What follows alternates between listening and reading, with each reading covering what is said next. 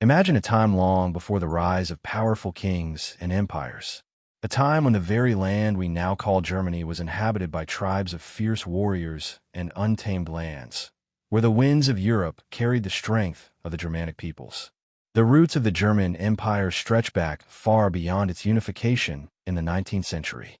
To truly understand its origins, we must first travel back to the Germanic tribes, the earliest ancestors of the modern Germans.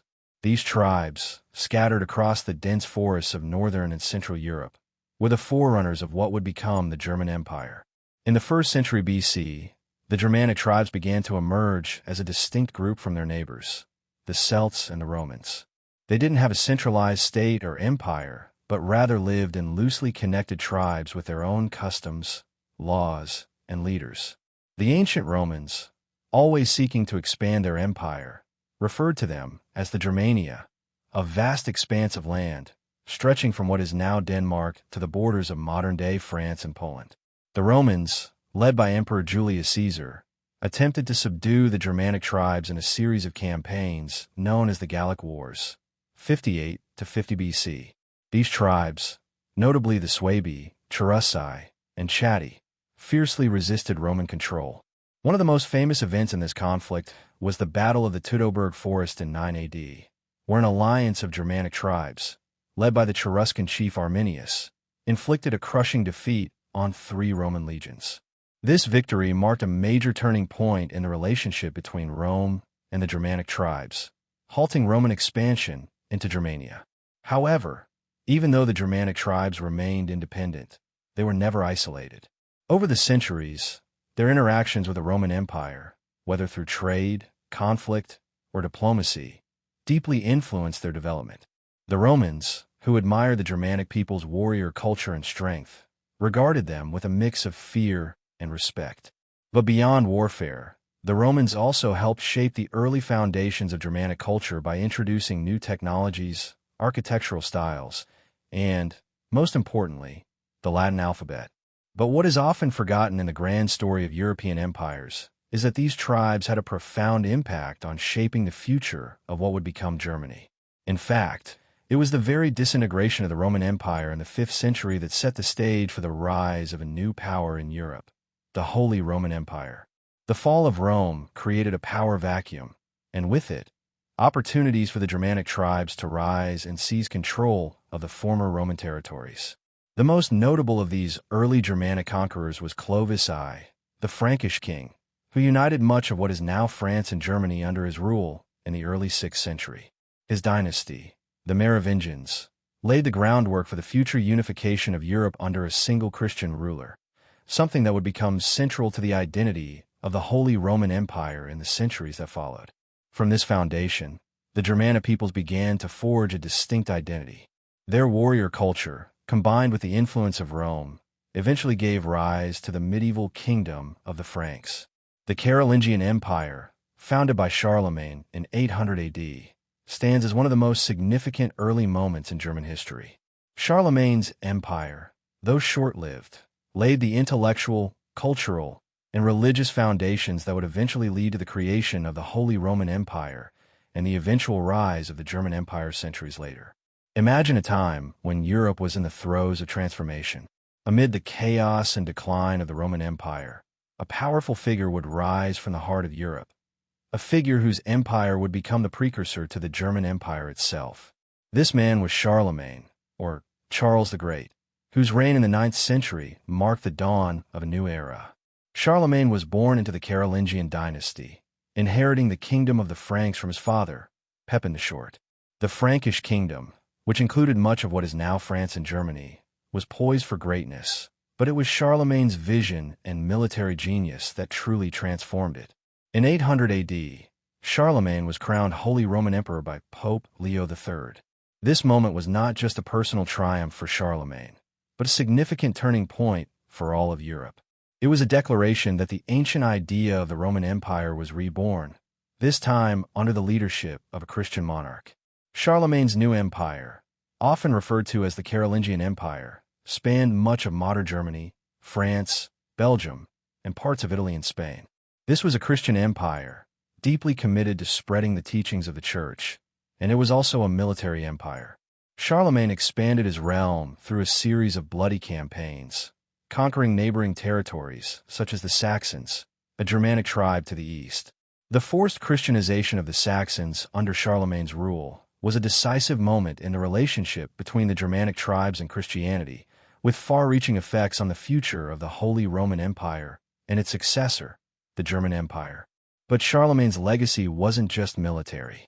He also embraced intellectual and cultural revival, a movement known as the Carolingian Renaissance. By promoting learning, the arts, and education, Charlemagne laid the foundation for a new, European-wide culture. Latin became the language of the church and administration, and the establishment of monastic schools helped preserve Roman knowledge for future generations. However, Charlemagne's empire did not survive long after his death in 814. His sons, unable to maintain the unity of their father's vast empire, divided it into separate kingdoms, weakening the central authority. By the end of the 9th century, the Carolingian Empire had fragmented, and Europe was once again plunged into chaos. Yet, despite the fragmentation of Charlemagne's empire, the idea of a Holy Roman Empire persisted. The title of Holy Roman Emperor became a coveted prize, and various European monarchs and dynasties competed for it over the centuries. The Ottonian dynasty in the 10th century, named after Otto I, was particularly important in re-establishing the Holy Roman Empire and ensuring that the German territories would remain at the heart of this European empire. Otto I, often referred to as Otto the Great, successfully reunited much of Charlemagne's former empire and became the Holy Roman Emperor in 962 AD. Under his reign, the Holy Roman Empire gained strength, especially in the Germanic territories, where German kings held sway as rulers of both religious and secular power. The imperial title was once again closely tied to the German-speaking regions of Europe, setting the stage for the eventual emergence of a. Despite its internal struggles and external threats, the Holy Roman Empire endured for over 1,000 years. It wasn't a centralized empire in the traditional sense. It was more a collection of semi-independent states under the nominal rule of the emperor. But the idea of a German-dominated empire persisted, feeding into the centuries-long vision of a united German empire. Picture a time when the world was in the midst of conflict, change, and transformation. The Holy Roman Empire, while fragmented, was still the epicenter of European political power, and within its borders, the seeds of a unified German state were quietly beginning to sprout. By the 13th century, the Holy Roman Empire was a complex and often contradictory entity. Although it retained the title of the Holy Roman Empire, it wasn't a centralized state like the modern nation-states we are familiar with today. Instead, it was a patchwork of territories, kingdoms, and principalities, many of which were independent or semi-autonomous. The German-speaking lands were at the heart of the empire, but they were far from unified. The emperor of the Holy Roman Empire was supposed to be the supreme ruler of all these lands, but in practice, his authority was often undermined by powerful regional rulers and competing factions. One of the major challenges for the emperors was maintaining control over the electors, the princes who had the power to choose the emperor. Over time, this decentralized structure made it difficult to enforce the emperor's rule effectively. Still, in these tumultuous centuries, the German-speaking peoples began to develop a collective sense of identity. This identity was built not just on shared language, but also on the belief in a common destiny and the role of the Holy Roman Emperor as the protector of Christendom.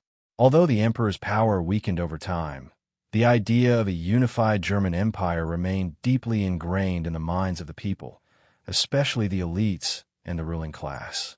The Hohenstaufen dynasty in the 12th and 13th centuries represented one of the most powerful attempts to strengthen imperial authority. Under Frederick I Barbarossa, the empire expanded its influence, particularly in Italy, but after his reign, the empire began to lose much of its power.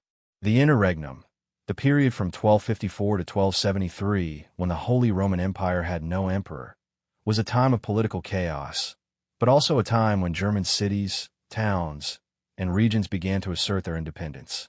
It was also during this period that the Hanseatic League, a powerful confederation of merchant cities, began to flourish. The League, which included cities such as Lübeck Hamburg, and Bremen, controlled trade across northern Europe, and helped build a sense of economic unity in the German-speaking lands. The economic prosperity of the Hanseatic cities will become an essential element in the development of a unified Germany in the centuries to come. By the 15th century, the Holy Roman Empire was in the midst of major internal changes. The rise of powerful German princes and the increasing independence of various states, such as Bavaria, Saxony, and Brandenburg, meant that the empire was no longer a united force. The Habsburg dynasty, which would later become crucial to the history of the German Empire, began to assert more control over the empire, but even they couldn't overcome the structural weaknesses of the Holy Roman Empire. Yet, even as the Holy Roman Empire faced challenges, German identity continued to grow stronger. The printing press, invented by Johannes Gutenberg in the mid-15th century, revolutionized communication in the German-speaking lands.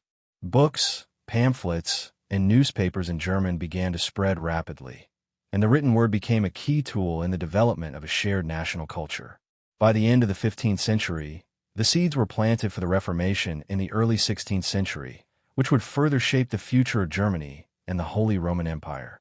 Martin Luther's challenges to the Catholic Church would spark a religious revolution that divided the German lands, but it also created an environment in which the idea of a unified German identity, separate from the Catholic Church and the Emperor, could begin to take root. Imagine Europe in the grip of change. The old order, built over centuries, is crumbling, and in its place, a new figure emerges, one whose name will echo through history for generations. That man is Napoleon Bonaparte, and his rise marks the beginning of a revolution that will reshape not only France but all of Europe. By the turn of the 19th century, Europe was a powder keg ready to explode. The French Revolution, which began in 1789, had already turned the old monarchy upside down, throwing France and much of Europe into chaos. King Louis XVI was executed, and France abolished its monarchy, declaring itself a republic. The revolutionary ideals of liberty, equality, and fraternity spread like wildfire, and Europe's monarchies trembled in fear. As France descended into political instability, its enemies in Europe, most notably Great Britain, Austria, Prussia, and Russia, sought to stamp out the revolutionary flame before it spread further. They formed a series of coalitions against France, hoping to restore the monarchy and crush the forces of revolution. But the French, driven by a sense of revolutionary fervor and led by brilliant generals, fought back fiercely. In the midst of this turbulence, one man stood out above the rest: Napoleon Bonaparte.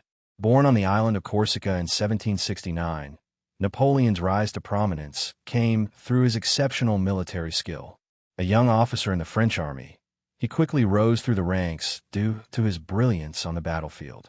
By 1799, he was a general known throughout France for his victories in Italy and Egypt. But it was his coup d'état in 1799 that catapulted him into supreme power. Napoleon seized control of the French government in November of that year, overthrowing the Directory and establishing a new form of government, the consulate. He became first consul, a position that gave him nearly absolute power. While the French people celebrated the end of years of chaos and instability, many did not realize that the French Republic was being replaced by something altogether different: an empire under the rule of a military leader with imperial ambitions. At this point, Napoleon was not yet the Emperor of France. Instead, he ruled as the first consul, but he quickly consolidated power, centralizing the government and bringing stability to France. His first few years in power were marked by significant reforms. He introduced the Napoleonic Code, a set of laws that became the foundation of modern civil law in many countries. It established principles like equality before the law, property rights, and religious freedom, making him a hero to many within France and beyond. In addition to his domestic reforms, Napoleon worked to secure France's position in Europe. In 1800, he won the Battle of Marengo against the Austrians, ensuring French control over Italy and strengthening his position on the continent. Napoleon was a master of military strategy, and his campaigns were nothing short of legendary. His quick, decisive victories left Europe in awe and created the myth of Napoleon as a near-invincible military genius. Despite his success, Napoleon's path was not without obstacles. His ambition and military campaigns had earned him numerous enemies across Europe, and many feared what his growing power meant for the future of the continent. Yet, Napoleon's charisma and ability to inspire loyalty among his soldiers and the French people made him a formidable figure, one who would not only dominate France, but change the course of European history forever. As 1804 approached, Napoleon's ambitions would soon take an even more dramatic turn. The rise of Napoleon was not just a tale of military victories and political genius. It was the dawn of a new European order, one that would sweep away the old monarchies and shift the balance of power in a way that would affect generations to come. By 1804, Napoleon had consolidated his power and declared himself Emperor of the French, creating the First French Empire. This move shocked Europe and marked the beginning of a new era. His rise had not been without resistance, however, as Europe's monarchies were deeply concerned by his growing influence and the potential collapse of the old balance of power. The formation of the Third Coalition, consisting of Great Britain, Russia, Austria, and Sweden, was aimed at halting Napoleon's expansion. These nations were determined to curb his power before he could dominate the continent. Napoleon, a master of strategy, was quick to adapt. His initial plans to invade Britain were disrupted, leading him to focus on Austria and Russia. In 1805, the French Empire faced its biggest challenge yet. Napoleon's Grande Armée, over 200,000 strong, was poised to face the combined forces of the Third Coalition. The Battle of Austerlitz, in December 1805, would become one of Napoleon's most famous victories. Despite being outnumbered by the Allied forces, Napoleon executed a brilliantly deceptive strategy. He allowed the Allies to believe they had gained the upper hand, only to spring a trap when they were most vulnerable. His precise tactics led to a devastating defeat for the Austrians and Russians, who suffered over 36,000 casualties. Napoleon's victory at Austerlitz shattered the Third Coalition and forced Austria to sign the Treaty of Pressburg, ceding significant territory to France. This battle solidified Napoleon's position as Europe's most formidable leader and demonstrated his genius in military strategy. However, the victory did not bring lasting peace. Despite the coalition's defeat, Europe's monarchies were far from broken. Great Britain, the only major power not directly involved in the coalition, remained a persistent adversary. Napoleon's ambitions would soon lead to further conflicts, and his growing empire faced the challenges of maintaining control over a vast and diverse continent. Following his decisive victory at Austerlitz in 1805, Napoleon turned his attention to solidifying his control over Europe. His focus shifted toward implementing economic strategies that would cripple Britain, the one European power that refused to submit to his dominance. In 1806, Napoleon established the Continental System, a series of trade restrictions aimed at isolating Britain economically. His goal was to force Britain into submission by cutting off its access to European markets. The Berlin Decree, issued in 1806, prohibited European nations from trading with Britain, and Napoleon sought to enforce this embargo across the continent.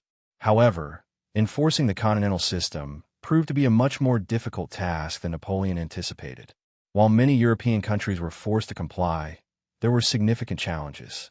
Portugal and Spain, both under pressure from Napoleon, resisted the embargo, leading to French invasions. Portugal was particularly important because it was Britain's ally and provided a key route for British trade. The Peninsular War, which began in 1808, was Napoleon's attempt to force Spain and Portugal in a line, but it would turn into a long and costly conflict for the French. Meanwhile, Napoleon's expanding empire had also stirred resentment in other parts of Europe. His control over Prussia, Austria, and several Italian states was marked by military dominance, but the subject peoples of these regions grew increasingly hostile to French rule. Austria, in particular, sought revenge for its humiliating defeat at Austerlitz, and by 1809, they were ready to challenge Napoleon again. In 1809, Austria launched a new campaign against Napoleon in what would be known as the War of the Fifth Coalition. Initially, Napoleon's forces were caught off guard by the Austrians' swift offensive, but his strategic brilliance soon came to the forefront. In a series of battles, most notably the Battle of Wagram, Napoleon decisively defeated the Austrian forces and forced them to sign the Treaty of Schönbrunn, which resulted in further territorial losses for Austria. Though Napoleon had achieved military success, the continental system was beginning to show its cracks. The economic strain placed on European nations that relied on trade with Britain began to take its toll. Smuggling became rampant, and the resentment toward French-imposed restrictions only grew. The system's failure to bring Britain to its knees would prove to be one of Napoleon's greatest setbacks. At the same time, the Peninsular War in Spain and Portugal was becoming increasingly disastrous for Napoleon. The guerrilla tactics employed by the Spanish forces, along with the British intervention under Arthur Wellesley, later the Duke of Wellington, drained French resources and morale. By 1810, Napoleon had stretched his military forces thin, fighting wars on multiple fronts across Europe. His empire, built through conquest and force, was beginning to face significant resistance from both the British and the people he had subjugated. Napoleon's dominance in Europe seemed unshakable, but the cracks in his empire were starting to appear. The continental system and the wars in the Iberian Peninsula were beginning to wear down his resources, and growing discontent among the conquered nations would set the stage for the challenges Napoleon would face in the coming years. By 1812, Napoleon's empire, which had once seemed unstoppable, began to show serious cracks. His reign was defined by military genius, but now it was the limitations of his power that began to emerge, and nothing would reveal this more starkly than his disastrous invasion of Russia. The Russian campaign of 1812 is often cited as one of Napoleon's greatest mistakes. By this point, Napoleon's Grande Armée had conquered most of Europe, but it was his relationship with Russia that became increasingly tense.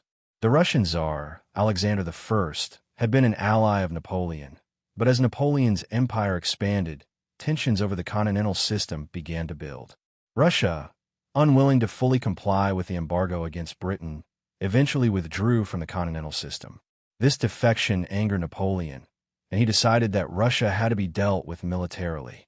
In June 1812, Napoleon launched an invasion of Russia, assembling the largest military force Europe had ever seen.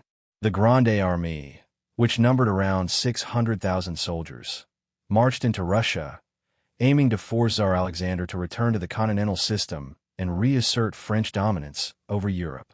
Napoleon, confident in his military prowess, believed that the campaign would be quick and decisive. However, Russia had a different strategy in mind. Rather than confronting Napoleon in a large, pitched battle, Tsar Alexander adopted a scorched earth policy, retreating deeper into Russia while burning crops and destroying resources along the way. This left Napoleon's army without sufficient supplies as they advanced further into the Russian interior. Despite this, Napoleon pressed on, hoping to catch the Russians in a decisive battle. Finally, in September 1812, the two armies met at the Battle of Borodino. Though Napoleon technically won the battle, it was a Pyrrhic victory, with heavy losses on both sides. The Russian forces retreated, but instead of surrendering, they continued to fall back further into Russia, taking the war deeper into the harsh winter months. Napoleon reached Moscow in mid-September, only to find the city largely abandoned and set on fire by the Russians. The French army, exhausted and ill-prepared for the coming winter, was forced to remain in Moscow for weeks, waiting for the Tsar to negotiate. But negotiations never came, and by October, Napoleon realized that his position was untenable. Without supplies, facing the bitter Russian winter, and with no decisive victory to his name, Napoleon ordered a retreat. The retreat from Moscow turned into one of the most catastrophic military disasters in history. Harassed by Russian troops and guerrilla fighters, and suffering from starvation, frostbite, and disease, the Grande Armée was decimated. By the time Napoleon's forces crossed the Niemen River to return to France, only around 100,000 men remained. The losses were staggering, and the retreat marked the beginning of the end for Napoleon's dominance over Europe. The Russian campaign shattered Napoleon's myth of invincibility. His once formidable army had been devastated, and the French Empire's hold on Europe was severely weakened. Word of Napoleon's failure spread across Europe, and many of the nations that had been under his control now saw an opportunity to rebel. What followed was a series of coalitions formed against Napoleon, as Europe's monarchies began to unite in their quest to overthrow him. By 1814, Napoleon would face an increasingly organized resistance, and the road to his eventual abdication and exile. The end of Napoleon's reign in 1815 did not signal peace across Europe, but rather the beginning of a new political order. After Napoleon's defeat, the victorious powers, Great Britain, Prussia, Russia, and Austria, met at the Congress of Vienna to redraw the map of Europe and establish a new balance of power. This was the moment when the political landscape of Germany began to take shape, but it wasn't a moment of unity. Instead, the German-speaking territories, which had been scattered and fragmented for centuries, remained divided. The Holy Roman Empire had been dissolved in 1806, and while Napoleon's defeat had ended the French Empire's direct control over much of Central Europe, the old political structures had not been fully restored. Instead, the German Confederation was created, consisting of 39 independent states. This new confederation was not a single unified country, but rather a loose and weak alliance, primarily to maintain peace and order among the German states.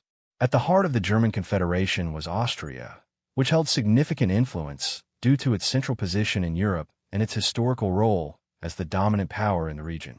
The Austrian Empire, under the leadership of Emperor Francis I, was the largest and most powerful state in the Confederation.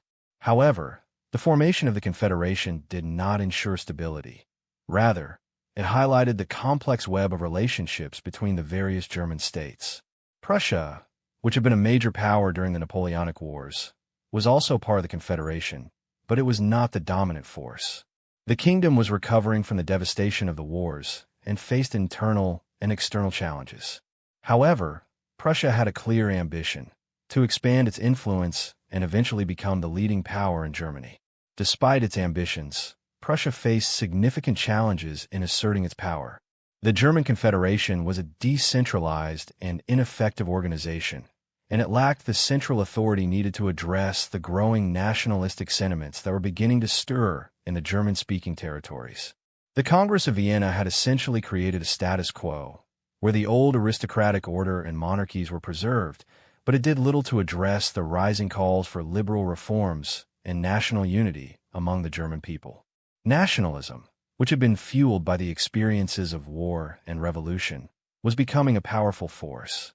German liberals and intellectuals began to demand a unified nation-state, and many saw Prussia as the natural leader in this movement.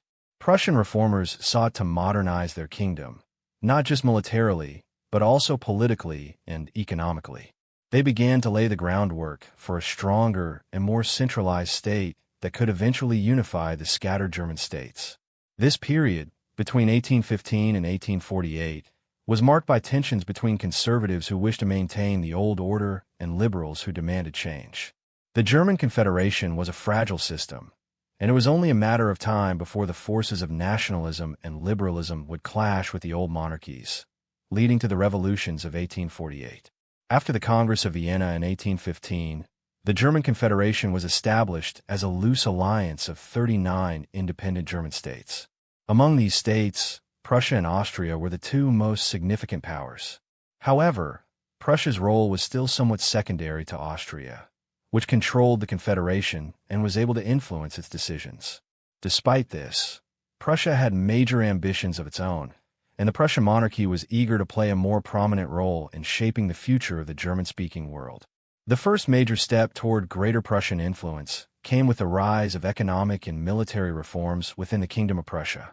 In the aftermath of the Napoleonic Wars, Prussia was not only seeking to rebuild, but also to modernize. A series of economic reforms, including the creation of a customs union known as the Zollverein in 1834, were instrumental in uniting the economically fragmented German states. The Zollverein established a common market for the German states, removing tariffs between them and creating an economic bloc that was largely under Prussian control. This economic cooperation strengthened Prussia's position in the Confederation and was a key step toward the political unification of Germany. By creating an economic network that included many of the smaller German states, Prussia was able to build influence and foster a sense of shared interest among the various regions. Over time, that Zollverein became an important tool for Prussia to consolidate its power in Germany, even though it did not yet have a unified political structure. While Prussia was achieving progress on the economic front, the political structure of the German Confederation remained largely unchanged. Austria, under Emperor Francis I, still controlled the Confederation and resisted calls for reform. There was widespread dissatisfaction among many German liberals and intellectuals who demanded greater democratic reforms, including a unified Germany under a single constitutional government. The conservative monarchies that dominated the Confederation were unwilling to embrace these ideas, and any significant change was met with resistance from Austria and the other reactionary powers. Despite the resistance, calls for reform grew louder, especially after the Greek War of Independence, 1821 to 1830, and the July Revolution in France in 1830. The success of these revolutions inspired many in the German states, who began to demand similar changes. Across Europe, the early 1830s were marked by growing unrest, and the German Confederation was no exception. The Burschenschaften, a student movement that advocated for a united and liberal Germany, gained popularity and became an important force in pushing for political change. The demands for reform were further fueled by the economic changes that were occurring across the continent. The Industrial Revolution was beginning to take hold, especially in the rapidly growing cities of Prussia, where industrialization and urbanization were reshaping society. The old agrarian structures that had dominated the German states for centuries were being replaced by new economic realities, and the growing urban middle class began a push for more political influence and representation. However, despite these calls for reform, the Prussian monarchy and the Austrian Empire remained steadfast in their opposition to any real changes. The Carlsbad Decrees of 1819, for instance, were aimed at suppressing liberal and nationalist movements in the German states, placing strict controls on universities and press freedoms. The revolutions of 1830 in France had shown the power of popular movements, but they had also demonstrated the dangers of revolt, especially for established monarchies. Thus, while Prussia was slowly gaining economic power and influence, the political landscape of the German Confederation remained resistant to meaningful change. The frustrations of liberals and reformists would eventually reach a boiling point, setting the stage for the revolutions of 1848, when the call for a unified Germany would finally come to the forefront of European politics. By 1848, Europe was ripe for change. The ideas of liberalism and nationalism were gaining momentum, and the long-simmering dissatisfaction with the old order in the German Confederation came to a head. The 1848 revolutions swept across Europe, with uprisings and protests demanding political reforms, constitutional rights, and national unification. The German states were no exception, and the revolutions in the German Confederation would set the stage for the future of Germany. In the wake of the French Revolution of 1830, many Germans were inspired by the successful overthrow of the Bourbon monarchy in France. The German middle class, students, and liberals saw the rise of democratic ideals and began to push for similar changes in the German states. The demand for a unified Germany under a constitutional government was at the forefront of their agenda. But the old monarchies, led by Austria and Prussia, resisted these calls for change. The German Revolution of 1848 began in February with protests in Paris, which led to the abdication of the French king, Louis Philippe. The news of the French Revolution spread quickly across Europe, inspiring many Germans to take to the streets in demand of liberal reforms. By March, protests erupted in Berlin, the capital of Prussia, and spread to other German cities like Frankfurt and Vienna. The Prussian King Frederick William IV initially attempted to suppress the uprisings, but was forced to make concessions. He promised a constitution, the establishment of a national assembly, and some degree of civil liberties. However, these promises were vague and unfulfilled, leading to growing frustration among the protesters. In Vienna, the Austrian Empire, led by Emperor Ferdinand I, also faced widespread protests. The Viennese Revolution forced Ferdinand to abdicate, and reforms were promised but quickly abandoned by the ruling elites. The Frankfurt Assembly, which convened in May 1848, was a pivotal moment in the German revolutions. It was a gathering of liberals, nationalists, and reformers who sought to create a unified Germany under a constitutional monarchy. The Assembly drafted the Frankfurt Constitution, which called for a unified German state with a parliamentary government and guaranteed civil liberties. However, the Constitution faced a fundamental problem. It lacked the support of the powerful monarchies of Austria and Prussia. The Assembly offered the crown of Germany to Frederick William IV of Prussia, but he famously rejected it, declaring that he would not accept a crown from the gutter. His refusal to lead a unified Germany, combined with the lack of support from the conservative monarchies, marked the collapse of the Frankfurt Assembly. The 1848 revolution ultimately failed to achieve its goals of liberal reforms and German unification. The monarchy and aristocracy were able to reassert their power, and the German Confederation returned to its previous state of political fragmentation. However, the 1848 revolutions were not without lasting consequences. While the immediate goals of the revolutionaries were not realized, the ideas of nationalism and liberalism had spread across Germany. The idea of a unified Germany would not be easily extinguished, and the failures of the revolution laid the groundwork for future efforts at unification. The defeat of the 1848 revolutions marked a temporary setback for German liberals and nationalists, but it also spurred the Prussian monarchy to initiate reforms and strengthen its position. Otto von Bismarck, a rising political star in Prussia, would soon emerge as the key figure in German unification.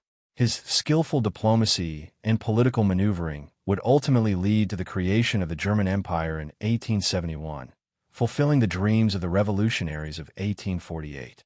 Although the 1848 revolutions failed to achieve their immediate goals, they were far from inconsequential. The idea of a unified German state under a constitutional framework had taken root in the minds of the people. Despite the setbacks, the failures of the revolution would lead to significant political changes, and the events of 1848 set the stage for a new era in German history, one where the goal of unification would finally be realized. The Prussian monarchy, initially shaken by the protests and demands for reform, quickly moved to reassert its control after the failure of the revolution. King Frederick William IV had promised a constitution and civil liberties, but he had failed to follow through on these promises. In the aftermath of the revolution, he dissolved the National Assembly and began a process of repression, cracking down on dissent and restoring the old order. But, crucially, the king also realized that some degree of reform was necessary to prevent further unrest. Frederick William IV reluctantly granted Prussia's new constitution in 1850, though it still maintained monarchical control. Despite the limited nature of these reforms, they signaled the beginning of a transformation within Prussia. The monarchy was slowly transitioning from absolute rule to a more constitutional system, though Prussia's aristocracy and military remained firmly in control. However, it was Otto von Bismarck, appointed Prime Minister of Prussia in 1862, who would become the true architect of the German Empire. Bismarck, a shrewd and determined politician, saw that the idea of German unification was not going to come through liberal revolutions or idealistic constitutions. Instead, he believed that Prussia had to lead the way through a combination of realpolitik, military power, and strategic diplomacy. Bismarck's approach was clear. Rather than relying on liberal ideals, he sought to use Prussia's strength and resources to achieve unification. His first step was to focus on Prussia's military modernization. Unlike the other German states, Prussia's military had become increasingly powerful and efficient. Bismarck knew that he needed to build up the Prussian army and use it to challenge the Austrian Empire, which still had significant influence over the German-speaking states. In the wake of the 1848 revolutions, Bismarck understood that Austria would be the main obstacle to unification. Although Austria was part of the German Confederation, it had its own empire to govern and was not willing to cede power to a unified German state. Bismarck believed that by excluding Austria from the affairs of the German Confederation, he could shift the balance of power in favor of Prussia. Bismarck's first major diplomatic victory came with the Austro-Prussian War of 1866. He skillfully manipulated tensions between Austria and Prussia and used the Confederation's disagreements to justify war. The conflict lasted only 7 weeks and ended with a decisive Prussian victory. As a result, Austria was excluded from the newly formed North German Confederation, which was dominated by Prussia. This move set the stage for the eventual unification of Germany under Prussian leadership. The events following 1848 marked the decline of the German Confederation and the emergence of Prussia as the leading power in Central Europe. Though the revolutionary dreams of 1848 had been crushed, they set in motion a series of changes that would eventually lead to the unification of Germany. Bismarck, with his pragmatic approach and determination, would finally bring the long-cherished dream of German unification to reality, albeit through a path that would involve war, diplomacy, and the use of military might rather than peaceful revolution. By 1850, the 1848 revolutions had failed, and the dream of a unified Germany seemed to slip further away. But for Otto von Bismarck, this period of unrest was not a defeat. It was an opportunity to assess the political landscape and plan for the future. Though he was not yet the dominant figure in German politics, his early years set the foundation for the unification of Germany under Prussian leadership. Born in 1815 into the Prussian nobility, Bismarck had a strong sense of duty to his country and the monarchy. His education at the University of Göttingen, where he studied law and developed a keen interest in history and politics, was pivotal in shaping his worldview. He was deeply influenced by the idea of Realpolitik, a political philosophy that prioritized practical and strategic decision-making over ideology or idealism. This pragmatic approach would become Bismarck's trademark in his pursuit of a unified Germany. Following the 1848 revolutions, Bismarck initially took a relatively moderate position. As a diplomat and landowner, he began his career in the Prussian civil service and eventually entered politics as a member of the Prussian parliament. However, his early experiences with the parliamentarians and the political elite shaped his growing disdain for liberalism and the revolutionary movements of 1848. He believed that the calls for democracy and nationalism were naive and would ultimately destabilize the region. Instead of advocating for liberal reforms, Bismarck focused on strengthening Prussia's power within the German Confederation and on countering the influence of Austria, which was still seen as the dominant power in the German-speaking world. His philosophy was clear. Unification would not come through revolution or popular movements, but through the strategic manipulation of both domestic and international politics. In the early 1850s, Bismarck rose through the ranks of the Prussian government, first as the Prussian ambassador to Russia and later as ambassador to France. His time in these foreign posts provided him with invaluable insight into European politics and helped him form the diplomatic relationships that would serve him well in his quest for German unification. One of the key moments in Bismarck's early political career was his approach to the Crimean War, 1853 to 1856. Prussia, under the leadership of King Frederick William IV, initially hesitated to become involved in the conflict, which pitted Russia against an alliance of Britain, France, and the Ottoman Empire. Bismarck, with his keen diplomatic sense, saw the war as an opportunity to strengthen Prussia's relationship with Russia while distancing the kingdom from the more liberal Western powers. By the end of the Crimean War, Bismarck had established himself as a key figure in Prussian foreign policy, known for his shrewd and pragmatic decision-making. His success in maintaining Prussia's neutrality during the war and his ability to form alliances with the major European powers set the stage for his future diplomatic maneuvers in the quest for German unification. Bismarck's early career in the 1850s was defined by his belief that Prussia's strength and leadership would be crucial for any future unification of the German states. He was not yet focused on the details of unification, but rather on laying the groundwork for Prussia's ascendancy over Austria and the other German-speaking states. This period was marked by Bismarck's development of a clear political philosophy rooted in Realpolitik, a belief that politics should be about achieving practical goals, regardless of ideological purity. His goal, ultimately, was to strengthen Prussia and secure its dominance over the other German states, even if it meant manipulating political events to serve that end. By the early 1860s, Prussia had become a dominant force in Central Europe, but it faced internal challenges and external threats that would define its future. Despite the growing economic strength of the kingdom and its military prowess, Prussia's political situation was unstable. The liberal reforms demanded by the middle class and the rising demands for a unified Germany clashed with a conservative monarchy that still ruled the kingdom. The turning point came in 1862, when King Wilhelm I of Prussia appointed Otto von Bismarck as prime minister. The king had long been frustrated by the political gridlock in Prussia, particularly with the liberal-dominated parliament that had been pushing for reforms. The liberal nationalist factions sought to limit the power of the monarchy and implement constitutional changes, while the conservative nobility and military leaders wanted to preserve royal authority.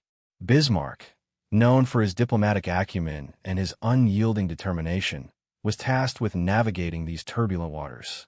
Bismarck's first priority was to secure the Prussian monarchy's power in the face of rising liberal and nationalist movements.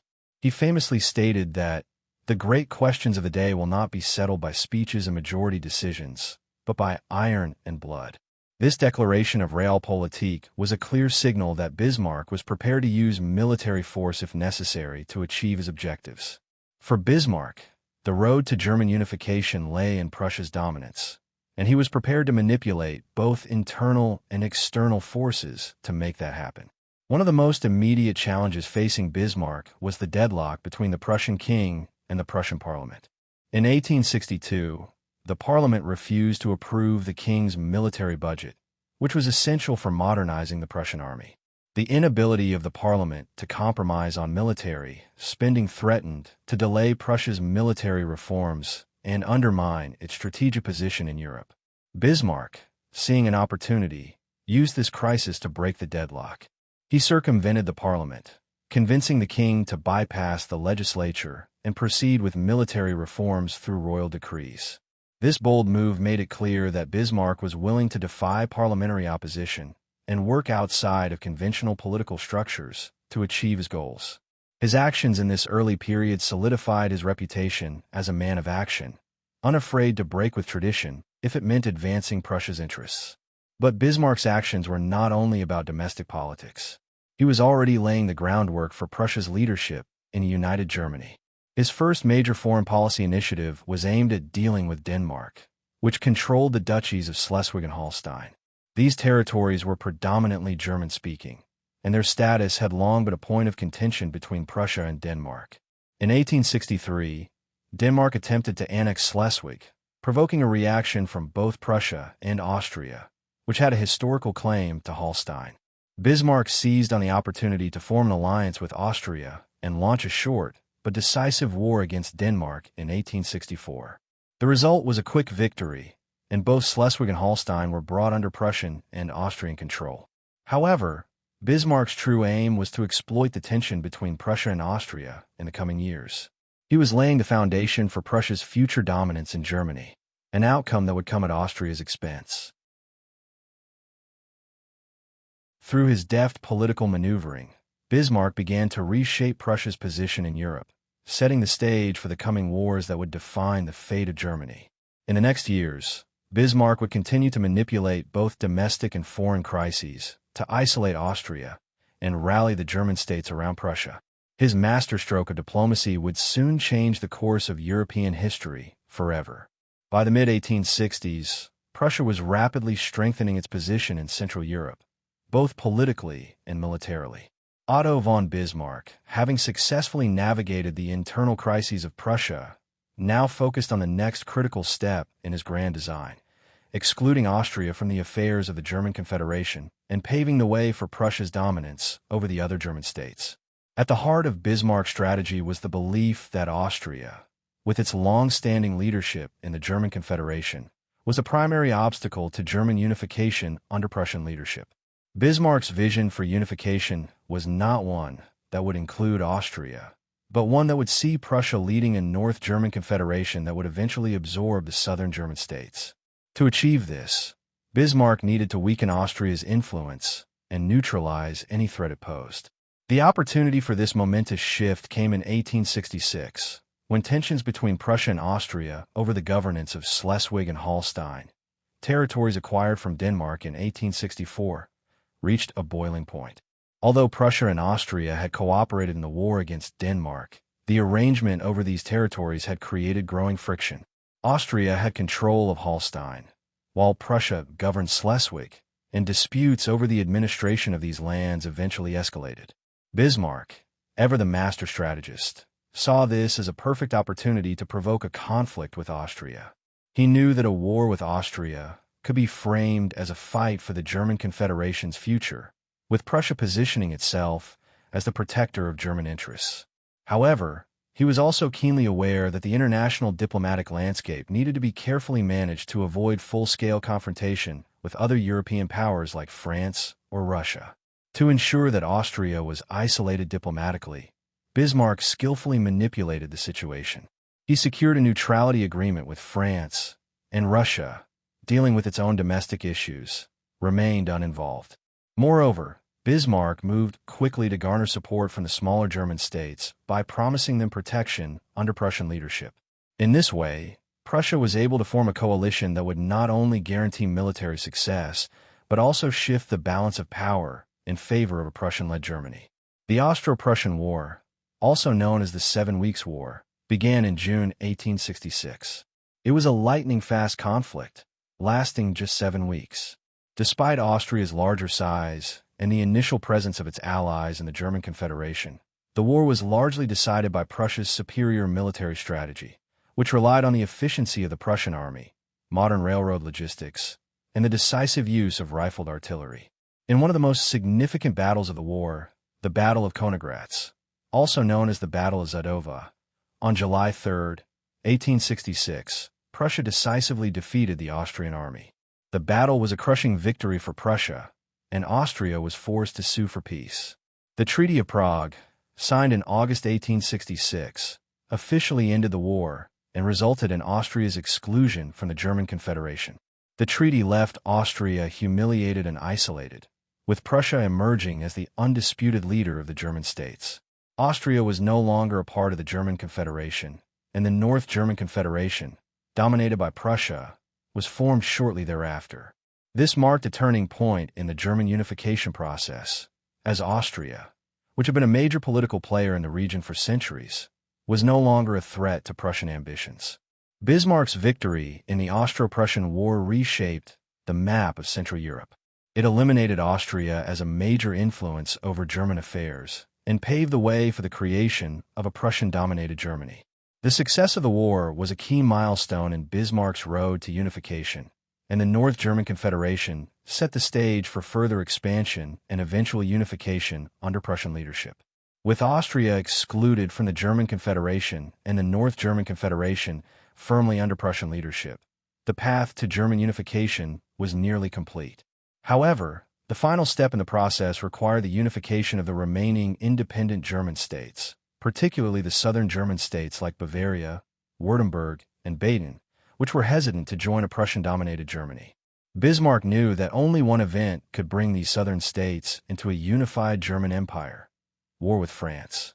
Bismarck had long viewed France as the primary obstacle to a united Germany under Prussia's leadership.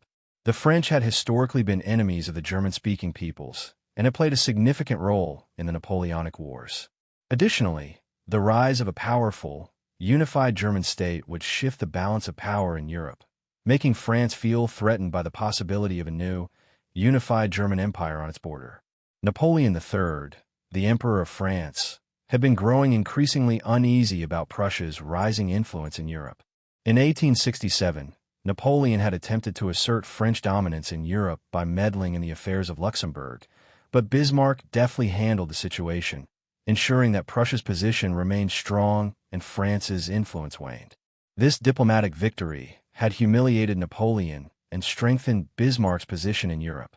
In the late 1860s, Bismarck saw an opportunity to provoke France into war, which would unite the German states against a common enemy. The catalyst for this war came in 1870 with the EMS Dispatch, a telegram that Bismarck skillfully edited and manipulated to provoke France. The situation involved a diplomatic exchange between King Wilhelm I of Prussia and the French ambassador over the issue of the Spanish throne. The French had demanded that Prussia renounce its support for a candidate from the Hohenzollern family, and Wilhelm, after meeting with the ambassador, had agreed to avoid further conflict. However, Bismarck edited the telegram to make it appear as though the French had been insulted, and the Prussian king had rejected the request in a deliberately offensive manner. When the manipulated telegram was released to the press, it incited public outrage in France, and Napoleon III declared war on Prussia on July 19, 1870. Bismarck's gamble worked. The war united the North German Confederation, along with the southern German states, against a common enemy. Despite France's superior numbers and more experienced army, the Prussian military, which had been thoroughly modernized and reorganized by Bismarck's reforms, was far more efficient and disciplined. The Prussian army quickly mobilized and began to advance into France, achieving a series of swift victories. The decisive moment came in September 1870, when the Battle of Sedan resulted in a crushing defeat for France. Napoleon III was captured, and his empire collapsed. With French morale shattered and Paris under siege, France had little choice but to sign an armistice.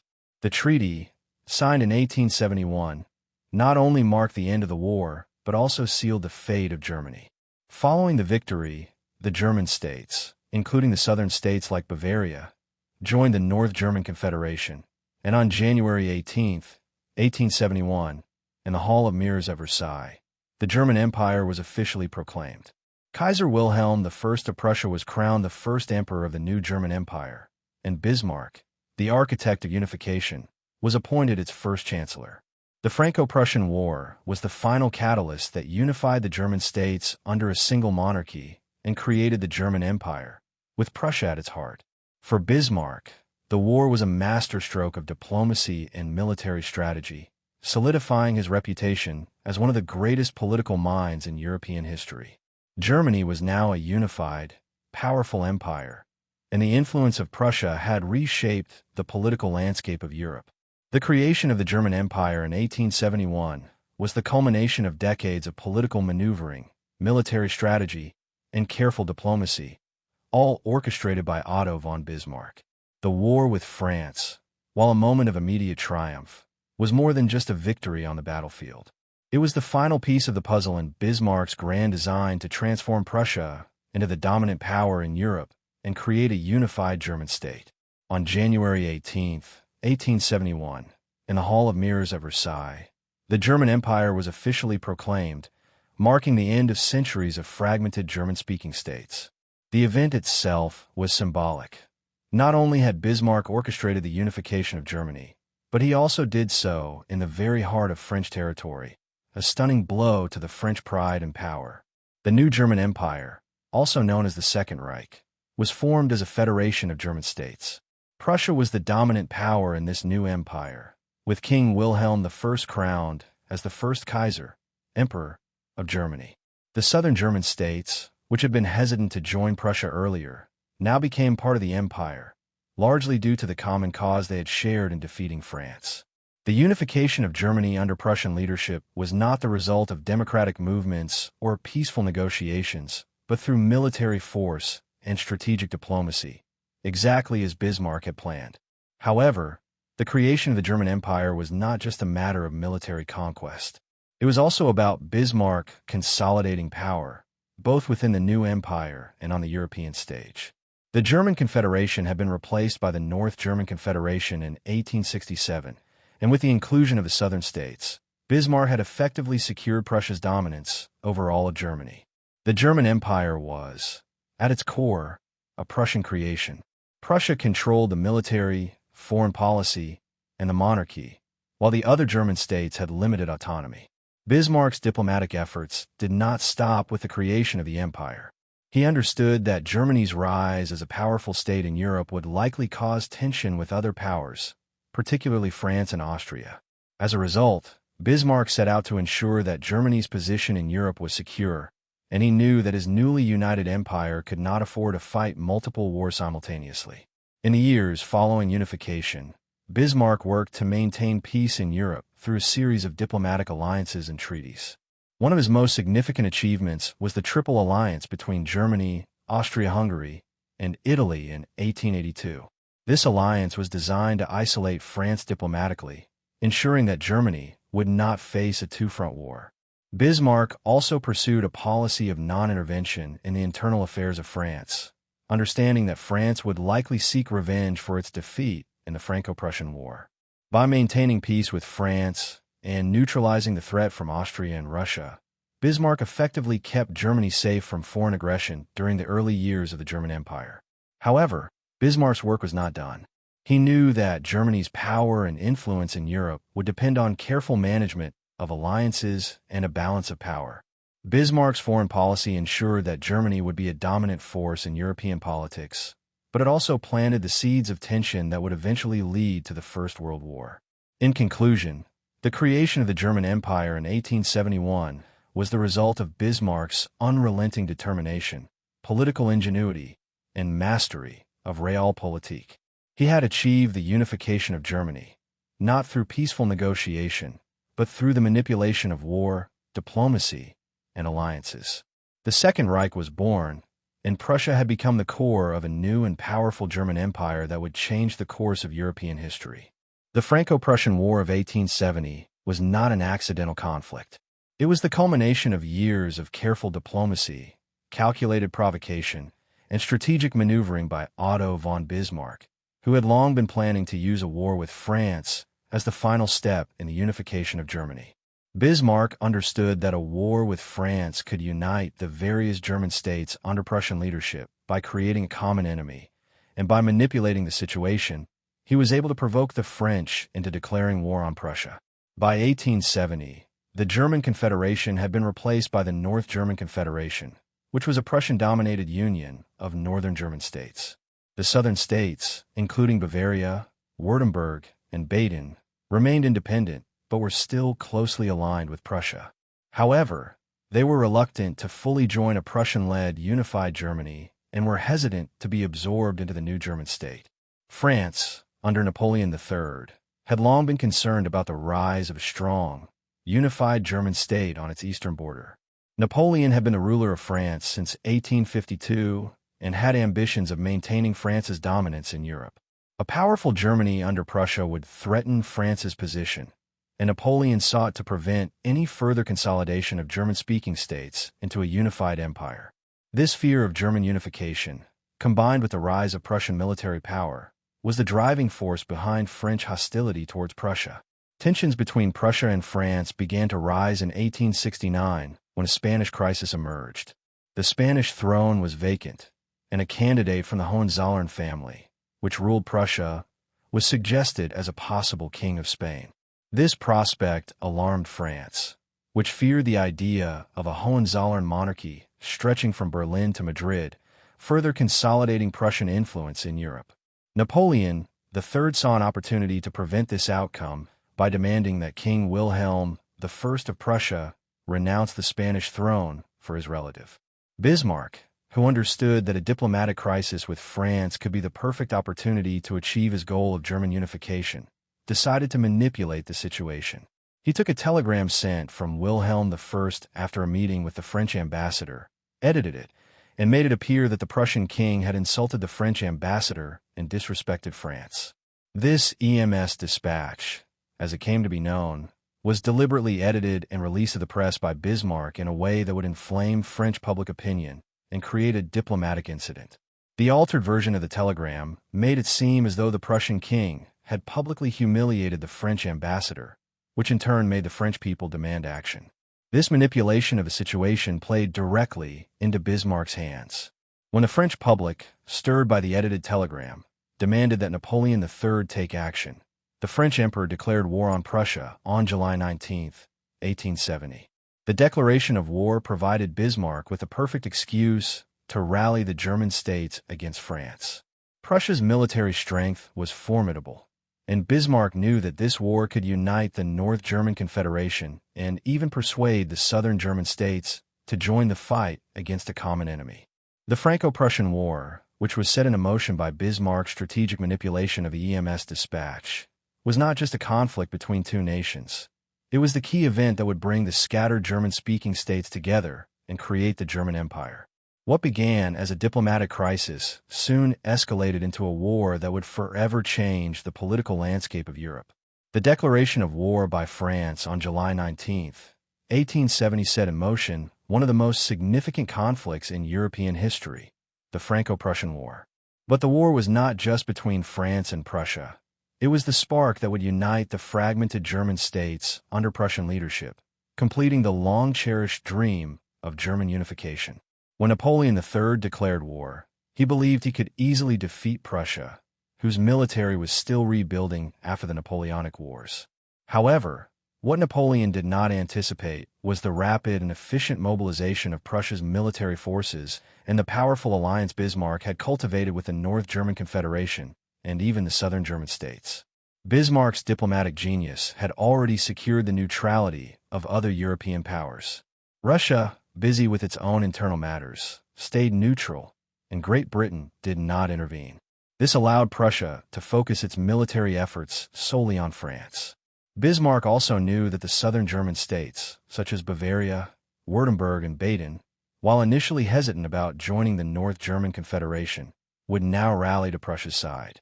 The threat from France created a sense of nationalism that overcame regional differences and united the various German states in defense of their homeland. The Prussian army, which had been reformed under the guidance of King Wilhelm I and Bismarck, was ready. The general staff, led by Helmuth von Moltke, was one of the most advanced and efficient military organizations in the world at the time. With their superior organization, strategy, and modern weaponry, the Prussian forces were able to mobilize quickly, allowing them to take the offensive and invade France within weeks. The French, under Napoleon III, were confident that their military superiority and experience would win the war. But the French military was plagued by inefficiency, outdated tactics, and a lack of coordination. From the very beginning of the conflict, the Prussians demonstrated their tactical advantage, especially in the use of railroads, to quickly move troops and supplies, and modern breech-loading rifles that outclassed the French artillery and muskets.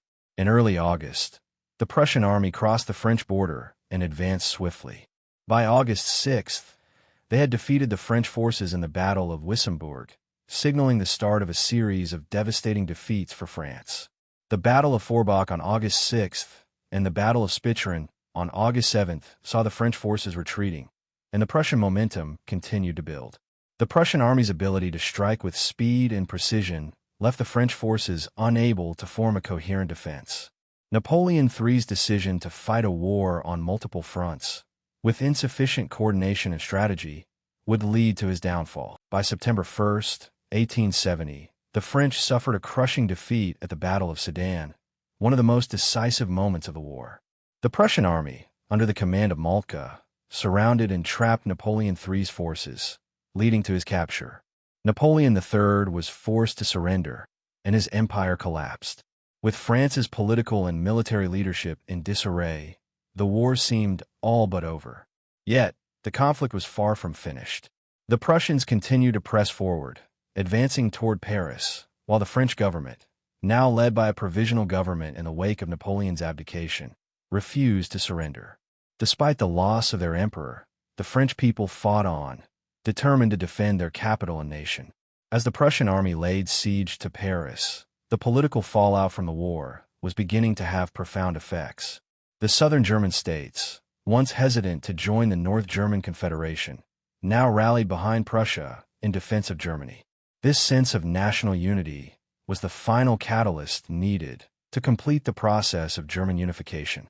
After the Battle of Sedan on September 1, 1870, the fate of Napoleon III and the Second French Empire was sealed. Napoleon's capture was a devastating blow to the French, and it marked the collapse of the empire. However, the war was far from over. Though Napoleon III was imprisoned, the French government, which had been overthrown, declared itself a provisional government and vowed to continue the fight against the Prussians. The French provisional government, now led by Adolphe Thiers and a group of Republicans, declared the formation of the French Third Republic. Despite Napoleon's defeat and the fall of the monarchy, the French people remained fiercely determined to defend their country. Paris, the heart of the French Republic, became the last bastion of French resistance. Prussia, under the leadership of King Wilhelm I and the strategic direction of Otto von Bismarck, understood that the war was nearing its conclusion, but Paris still stood as the symbol of France's resolve. Bismarck, ever the master of realpolitik, knew that while the military victory was in hand, a formal surrender and the complete integration of France's territories into the new German Empire would require one final step: the Siege of Paris. In September 1870, Prussian forces surrounded Paris, effectively cutting off the city from the rest of France. The French government and the remaining military forces within the capital prepared for a long and grueling siege. The Prussian siege of Paris would last for over 4 months, until January 1871. During this time, Parisian civilians endured immense hardships, including food shortages, bombings, and constant tension. Despite these difficulties, the city refused to surrender. The French government called for reinforcements and attempted to break the siege with failed military efforts, but the Prussian blockade remained unbroken. Bismarck, knowing the importance of maintaining pressure, continued his diplomatic efforts to ensure that Europe's other powers, such as Britain and Russia, remained neutral, and that no outside assistance would reach the French. As winter set in, Paris began to suffer even more. The civilian population grew desperate, with starvation and disease spreading throughout the city. Nonetheless, the French provisional government continued to resist. However, as the months dragged on, the French position became increasingly untenable. In January 1871, the French government was forced to negotiate an armistice. The terms were harsh. France had to cede Alsace-Lorraine to Germany and pay a large indemnity for the cost of the war. The Treaty of Frankfurt, signed in May 1871, formally ended the war. France had been decisively defeated, and the treaty marked a shift in the balance of power in Europe. With the fall of Paris and the formal surrender of France, the stage was set for the final act in the creation of the German Empire. The southern German states, which had previously hesitated to join the North German Confederation, now aligned themselves with Prussia, swept along by the momentum of the victory and the new sense of German nationalism that had emerged from the war. On January 18, 1871, in the Hall of Mirrors of Versailles, the German Empire was officially proclaimed. King Wilhelm I of Prussia was crowned the first Kaiser, Emperor, of Germany, and Otto von Bismarck was appointed the first Chancellor. The creation of the German Empire was not merely the outcome of military success. It was also the realization of a long-standing ambition for German unification under Prussian leadership. The Franco-Prussian War had changed the political landscape of Europe forever. France had been humbled, and the German Empire was born in its place. The war had also set the stage for future tensions in Europe, particularly between the new German Empire and France, whose desire for revenge would simmer for decades to come. But for Bismarck and the German people, the victory over France and the creation of the empire marked the culmination of a long-fought struggle for national unity. The Franco-Prussian War of 1870 to 1871 had ended in a decisive victory for Prussia and its allies, but its consequences would ripple through Europe for decades. With the proclamation of the German Empire in 1871, Prussia had achieved its long-sought goal of unifying the German states under one banner. But the birth of the empire marked the beginning of a new chapter in European history that would dramatically alter the balance of power. The formal creation of the German Empire on January 18, 1871, in the Hall of Mirrors at Versailles, was a symbolic moment not only for the German-speaking peoples, but also for Europe as a whole. The French had been humbled in their own capital, and King Wilhelm I of Prussia was crowned Kaiser, Emperor, of the new empire. The event was not just a moment of triumph for Prussia, but also a symbol of German unity, achieved through military victory and political cunning, led by Otto von Bismarck. The war had achieved more than just military unification. It had fostered a sense of German nationalism that transcended regional differences. The southern German states, such as Bavaria, Württemberg, and Baden, which had been reluctant to join a Prussian-dominated Germany, now became part of the German Empire, largely due to the common threat posed by France. The shared experience of defeating a common enemy forged a new national identity and laid the foundation for the modern German state. However, the creation of the German Empire did not come without significant consequences. The Treaty of Frankfurt, signed in May 1871, formalized the end of the war and the terms of French surrender. France was forced to cede the Alsace-Lorraine region to Germany, a humiliating blow that would sow the seeds of future conflict. The loss of these territories, rich in resources and strategically important, created a lasting sense of resentment in France. The French Third Republic was born out of the ashes of the Second French Empire, and the desire for revenge would shape French foreign policy for decades to come. The German Empire, under Prussian leadership, was now the most powerful state in Central Europe. Bismarck, as the first chancellor of the empire, sought to secure Germany's position by crafting a series of alliances and ensuring that France remained diplomatically isolated. His realpolitik approach emphasized peace and stability, with Germany focusing on strengthening its economy, military, and international standing. Bismarck worked to avoid war with France and keep the peace with other European powers, particularly through his system of alliances. On the European stage, the creation of the German Empire fundamentally shifted the balance of power. With France weakened and Austria excluded from German affairs, Germany became the dominant force in Europe. The rise of Germany as an industrial and military powerhouse would eventually contribute to the tensions that led to the First World War. Bismarck, understanding the potential dangers of a powerful Germany, worked to maintain peace through diplomacy, but his efforts could not completely prevent the rise of nationalist tensions, especially with France and Russia. Internally, the new empire was a mix of monarchical absolutism and constitutionalism. While the emperor held significant power, the Reichstag, parliament, provided some degree of representation, but the real power rested with Bismarck and the Prussian monarchy. Over the next few decades, the empire would undergo social and economic changes as it industrialized rapidly, laying the groundwork for the eventual rise of German imperialism and its pursuit of colonial ambitions. The birth of the German Empire in 1871 marked the end of a long struggle for unity and power among the German-speaking states, but it also set the stage for the complex political dynamics of late 19th and early 20th century Europe, where Bismarck's careful diplomacy would soon be tested by the forces of nationalism, imperialism, and conflict. The German Empire, also known as the Kaiser Reich, was born out of the ashes of war and revolution, but it was Otto von Bismarck's vision that truly shaped the empire in its early years. After the Franco-Prussian War and the unification of Germany in 1871, Prussia became the undisputed leader of the newly formed empire. King Wilhelm I of Prussia was crowned Kaiser, Emperor, of the German Empire, while Bismarck became the first chancellor. Together, they would lay the groundwork for the Kaiser Reich. But it was Bismarck's policies that defined the empire's domestic and foreign affairs during the crucial first decades of its existence. Upon the proclamation of the German Empire in 1871, Prussia held a central role in the new state, both politically and militarily. However, Bismarck knew that the empire's survival would depend on maintaining a delicate balance between its various components, particularly the monarchy, the military, the aristocracy, and the rising middle class.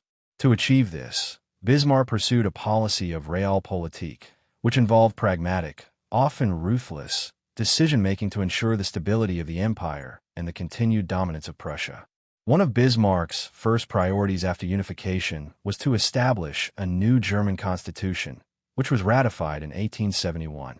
The constitution created a federation of German states, with Prussia at its core. The Kaiser retained significant powers, particularly in foreign policy and military matters, while the Reichstag, parliament, was granted limited legislative power. The constitution thus reflected Prussia's domination over the rest of the German states, but it also preserved some degree of regional autonomy. Bismarck ensured that Prussia's control remained paramount, and the constitution was designed to avoid the pitfalls of the liberal movements that had sought to create a more democratic German state in 1848. One of Bismarck's first major successes as chancellor was the Kulturkampf, a series of policies aimed at reducing the influence of the Catholic Church in Germany. The newly unified empire was largely Protestant, but the Catholic population, particularly in the southern states like Bavaria, represented a significant minority. The Catholic Church's influence, especially over education and social institutions, was seen as a threat to the power of the state and monarchy. Bismarck viewed the Church as a potential source of opposition, particularly given the rise of the Pope's infallibility doctrine in 1870, which further distanced the Catholic Church from state authority.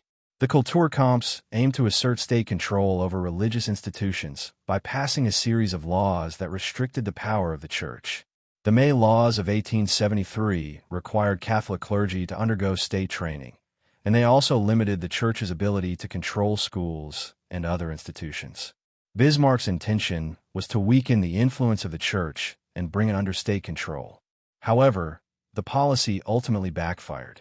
The Catholic population in southern Germany, already suspicious of the new empire's Prussian dominance, rallied in support of the Church, leading to a backlash against Bismarck's policies. By the end of the 1870s, Bismarck had to back down from the Kulturkampf, recognizing that his attempt to suppress the Church were alienating a significant portion of the population. Internally, Bismarck also faced challenges from the growing socialist movement, which gained traction among the working class, particularly in the rapidly industrializing areas of Germany. In the early 1870s, the Social Democratic Party, SPD, advocating for workers' rights and social reforms, began to gain support, threatening the status quo and the authority of the monarchy. Bismarck, initially hostile to socialism, passed a series of repressive laws aimed at suppressing the SPD and its activities, including the anti-socialist laws of 1878. These laws banned socialist organizations, newspapers, and public gatherings, and many of the party's leaders were imprisoned or exiled. However, Bismarck's approach to socialism was pragmatic. Despite his attempts to repress the movement, he recognized that the working class's grievances could not be ignored. In response to the growing popularity of the SPD, Bismarck began to implement a series of social welfare reforms designed to appease the working class and weaken the appeal of socialism. These included the introduction of health insurance, 1883, accident insurance, 1884, and old age pensions, 1889, which laid the foundation for Germany's welfare state and set a precedent for similar programs in other countries. After the unification of Germany in 1871, Otto von Bismarck quickly turned his attention to foreign policy. While the Kaiser Reich was securely established, Bismarck understood that Germany's newfound strength could provoke tensions across Europe. His primary goal was to ensure Germany's security by preventing a two-front war and maintaining a balance of power. To achieve this, Bismarck relied on his expertise in diplomacy, creating a web of alliances that would keep Germany isolated from potential adversaries. The Franco-Prussian War had humiliated France, but Bismarck knew that the French would seek revenge. Therefore, one of his first tasks was to keep France diplomatically isolated. He skillfully avoided any unnecessary confrontations with France, offering assurances that Germany had no territorial ambitions on French soil. While France seethed over its loss of Alsace-Lorraine, Bismarck worked to ensure that it would not find allies to support its aims for revenge. Bismarck's first major diplomatic success was the Treaty of Frankfurt, 1871, which ended the Franco-Prussian War and led to the cession of Alsace-Lorraine to Germany. Although France was disgraced, Bismarck's diplomacy ensured that no other European power would come to its aid in the aftermath of the war. This would remain a central tenet of Bismarck's foreign policy, keeping France isolated in the hopes of preventing any future coalition against Germany. In the years following the creation of the German Empire, Bismarck sought to secure Germany's position in Europe through a series of alliances. His first success came in 1873 with the Three Emperors League, a diplomatic agreement between Germany, Austria-Hungary, and Russia. The League was designed to ensure cooperation between the German Empire and the two powerful monarchies of Eastern Europe, aiming to isolate France further while keeping stability in Central and Eastern Europe. Bismarck's diplomatic acumen allowed him to keep Austria-Hungary and Russia aligned, despite their growing rivalry over influence in the Balkans. However, the Three Emperors League began to unravel in the late 1870s, largely due to tensions between Austria-Hungary and Russia over the Balkans. Bismarck, ever the pragmatist, adapted to this shift in European politics. In 1879, he forged the dual alliance with Austria-Hungary, which ensured that both powers would support each other in case of war with Russia. This alliance was crucial, as it effectively neutralized the possibility of a Russian-German confrontation and provided Germany with a reliable ally in Central Europe. Bismarck's next diplomatic maneuver was aimed at maintaining Germany's position in Europe and preventing France from finding allies. In 1882, he expanded the dual alliance into the Triple Alliance by adding Italy to the pact. Italy, seeking to expand its influence in North Africa, was eager to align itself with Germany and Austria-Hungary, both of whom had interests in maintaining the status quo in Europe. The Triple Alliance made clear that Germany, Austria-Hungary, and Italy would stand united in the face of external threats, and it provided a diplomatic shield against any potential French retaliation. By the early 1880s, Bismarck had created a powerful diplomatic bloc in Europe, Germany, Austria-Hungary, and Italy, that would dominate Central and Southern Europe. The Triple Alliance was intended to provide security for Germany by ensuring that no single power could threaten its position. The alliance system also worked to prevent France from gaining any significant diplomatic leverage and effectively isolated it on the European stage. Despite these successes, Bismarck remained cautious. He was aware that Germany's position was fragile, and he feared that the alliance system could eventually lead to entanglement in conflicts not of his choosing. Therefore, while Germany was secure diplomatically, Bismarck was careful to avoid overcommitment. He understood that a balance of power, achieved through careful diplomacy, was the key to keeping Europe stable and Germany safe from the threats of war. While Bismarck's foreign policy laid the foundation for Germany's stability, the internal political landscape posed significant challenges. Internally, the German Empire was not without its tensions. The newly unified German state was a complex mixture of different regions with diverse cultural and religious backgrounds. Bismarck's task was to consolidate the empire, unify its people, and secure its future. However, some of his policies would face considerable opposition, and his handling of certain issues would prove controversial, especially his conflict with the Catholic Church and the rise of socialism. The Kulturkampf, a term meaning culture struggle, was one of Bismarck's most ambitious and contentious domestic policies. After the German unification, Bismarck believed that the Catholic Church, particularly the papal authority and Catholic political influence, posed a threat to the power of the German state. The newly unified Germany was predominantly Protestant, with Catholicism being most prominent in the southern German states, such as Bavaria. Catholicism's strong influence in education, social institutions, and local governance was seen as a challenge to the new German Empire, which Bismarck sought to control. The Kulturkampf aimed to reduce the power of the Catholic Church within the empire. Bismarck's government passed a series of laws that restricted the Church's influence. The May Laws of 1873 required Catholic clergy to be educated in state-run schools, and they also imposed restrictions on the Church's ability to hire and train priests. The laws were harsh, and they alienated the Catholic population. They also led to a significant backlash from Catholic political groups, particularly the Center Party, which had significant support in southern Germany. The Kulturkampf failed to achieve Bismarck's goal of subordinating the Catholic Church to state control and only resulted in greater resistance from the Catholic community. Bismarck soon realized that his conflict with the Church was counterproductive. The Catholic Center Party grew stronger, and public opinion turned against the Kulturkampf as it seemed to undermine the unity that the empire had achieved. By the late 1870s, Bismarck had abandoned the Kulturkampf, seeking to mend relations with the Catholic Church. In 1878, Bismarck shifted his approach, seeking to reduce the conflict and restore a more cooperative relationship with the Church. The failure of the Kulturkampf marked a key turning point in Bismarck's domestic policies, illustrating the limits of state control over religious institutions. However, another challenge to the new German state was the rise of socialism. The Social Democratic Party, SPD, founded in 1875, began to gain traction among the working class. The industrialization of Germany, combined with the poor working conditions in factories and cities, created a growing movement for workers' rights and social reforms. The SPD advocated for socialist policies, including better wages, working conditions, and the extension of civil rights to the working class. Bismarck, initially hostile to socialism, viewed the rise of the SPD as a direct threat to the German monarchy and to Prussian power.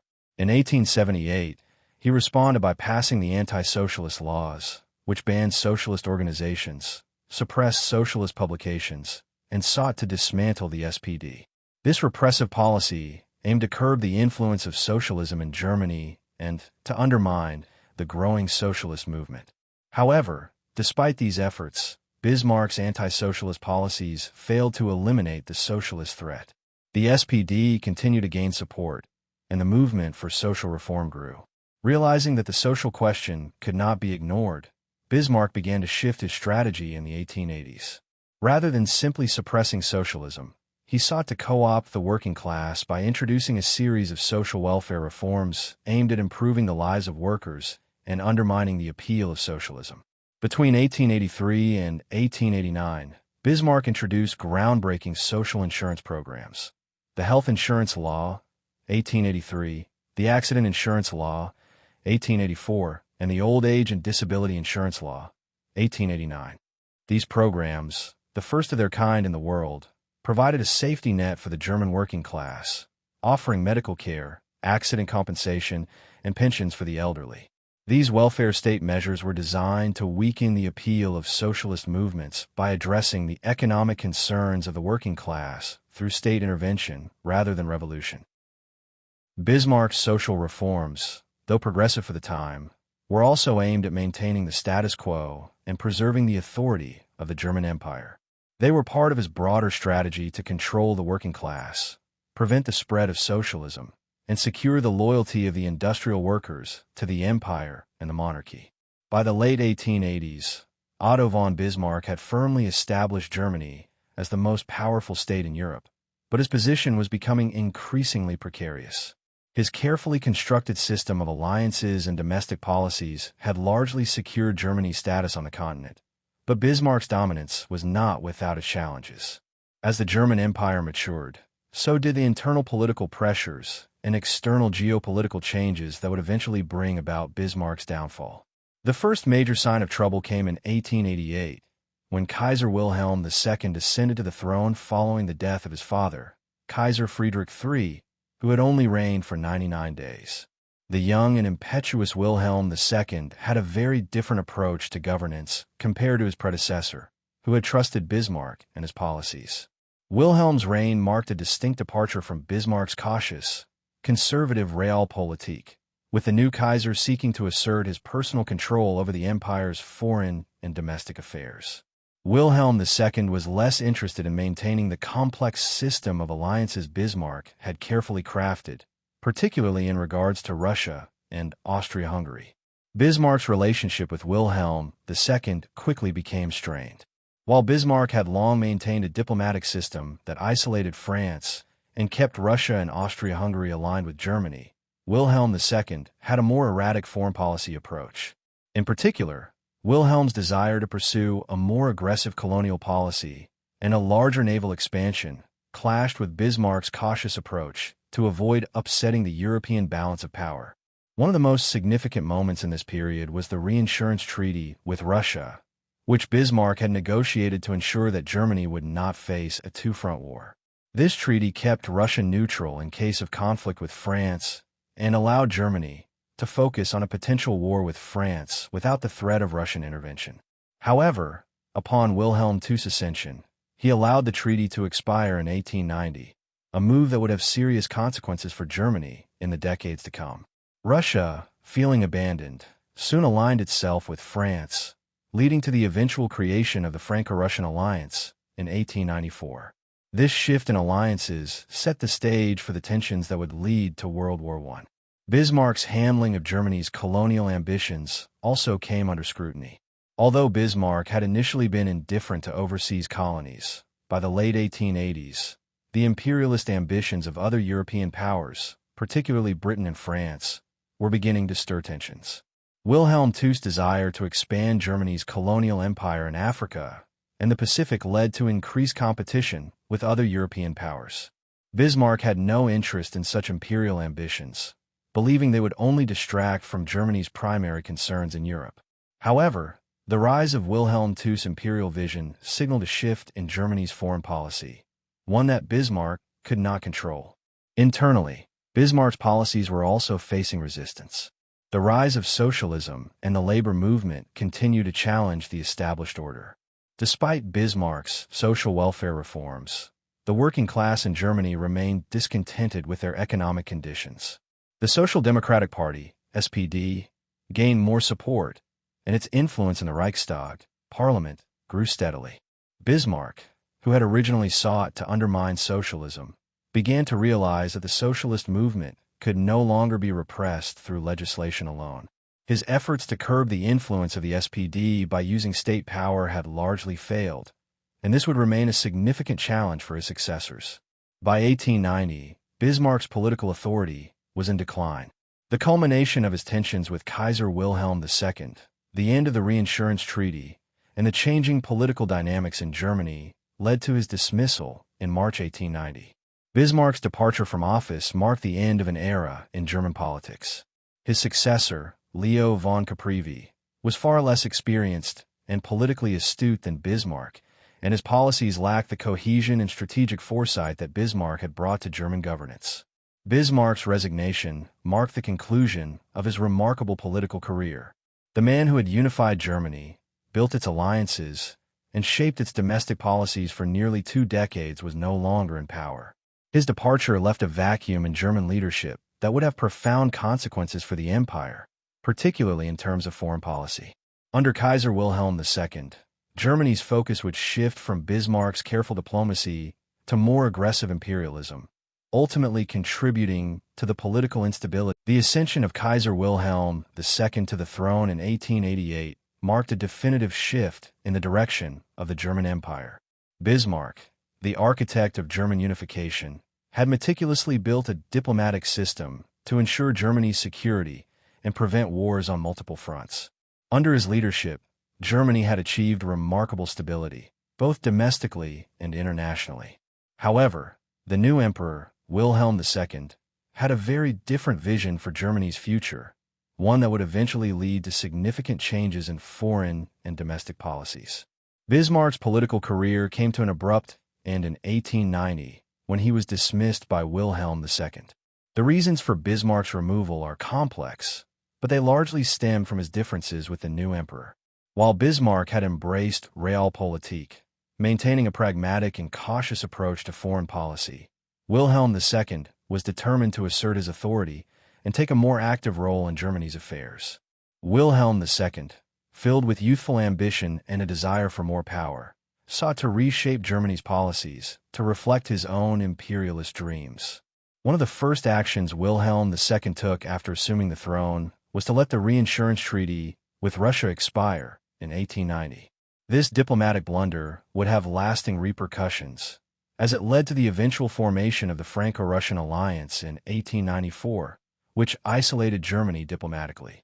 Bismarck had crafted the Reinsurance Treaty in an effort to keep Russia neutral in any future conflict with France, and its termination signaled a shift away from Bismarck's careful balance of power strategy. Wilhelm II's foreign policy was less cautious than Bismarck's. While Bismarck had maintained a system of alliances that included the Triple Alliance with Austria-Hungary and Italy, as well as efforts to keep France isolated, Wilhelm II sought to expand Germany's presence on the global stage. He began pushing for a more aggressive colonial policy, hoping to establish Germany as a major imperial power, particularly in Africa and the Pacific. This expansionist agenda, however, clashed with other European powers, particularly Britain and France, who were already deeply entrenched in global colonization. Bismarck, on the other hand, had been wary of unnecessary imperial adventures. He believed that Germany's security lay in maintaining peace and avoiding conflicts over colonies, which were seen as secondary to Germany's security in Europe. Wilhelm II's foreign policy, however, led to growing tensions with Britain and France, especially as Germany began to challenge Britain's naval supremacy. Wilhelm II's desire for a larger navy and a greater empire marked a break from Bismarck's more reserved approach and began to upset the balance of power in Europe. Domestically, Wilhelm II's reign was also marked by changes that undermined the political stability Bismarck had worked to build. After Bismarck's dismissal, there was no single dominant figure to steer Germany's policies. Wilhelm II was determined to assert his personal control over the empire, often sidelining his ministers and advisors. His intervention in politics became more direct and frequent, eroding the power of Germany's institutions. Unlike Bismarck, who had carefully navigated the conservative and liberal factions, Wilhelm II often acted on impulse, which caused instability in domestic politics. Bismarck's social welfare programs, such as health insurance and pension systems, were maintained, but Wilhelm II's approach to the social question was less pragmatic.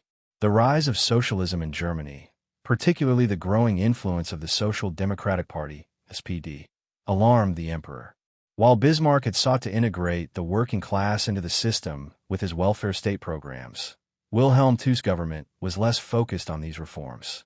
He viewed the SPD as a threat to the stability of the monarchy, and this tension between the working class and the ruling elites persisted throughout his reign. By the mid-1890s, Kaiser Wilhelm II had fully asserted his authority over the German Empire, and the path he chose for Germany was one of aggressive imperialism and military expansion. The departure from Bismarck's policies, which had focused on careful diplomacy and maintaining peace through a complex system of alliances, was evident. Wilhelm II's reign marked a departure from cautious statecraft to a more bold, assertive, and sometimes reckless foreign policy that significantly impacted the balance of power in Europe.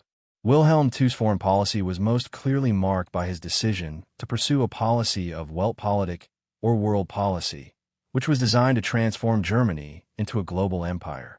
The idea was not only to compete with other colonial powers, such as Britain and France, but also to challenge them on the world stage. This new approach involved expanding Germany's influence overseas through imperial expansion, especially in Africa and the Pacific. The goal was to build a German empire that could rival the colonial empires of the British and French. In 1898, Wilhelm II embarked on a major naval expansion, famously declaring that Germany should have a navy as large as the British Navy. This ambition for a larger fleet came to symbolize the German pursuit of imperialism, and the idea of challenging Britain's naval supremacy upset the long-standing balance of power in Europe. Germany began building its high seas fleet, which was seen as a direct challenge to Britain's naval dominance. The British, who had traditionally relied on their superior navy to maintain their global empire, viewed this expansion with growing alarm. This marked the beginning of a naval arms race between Germany and Britain, the effects of which would reverberate throughout the early 20th century.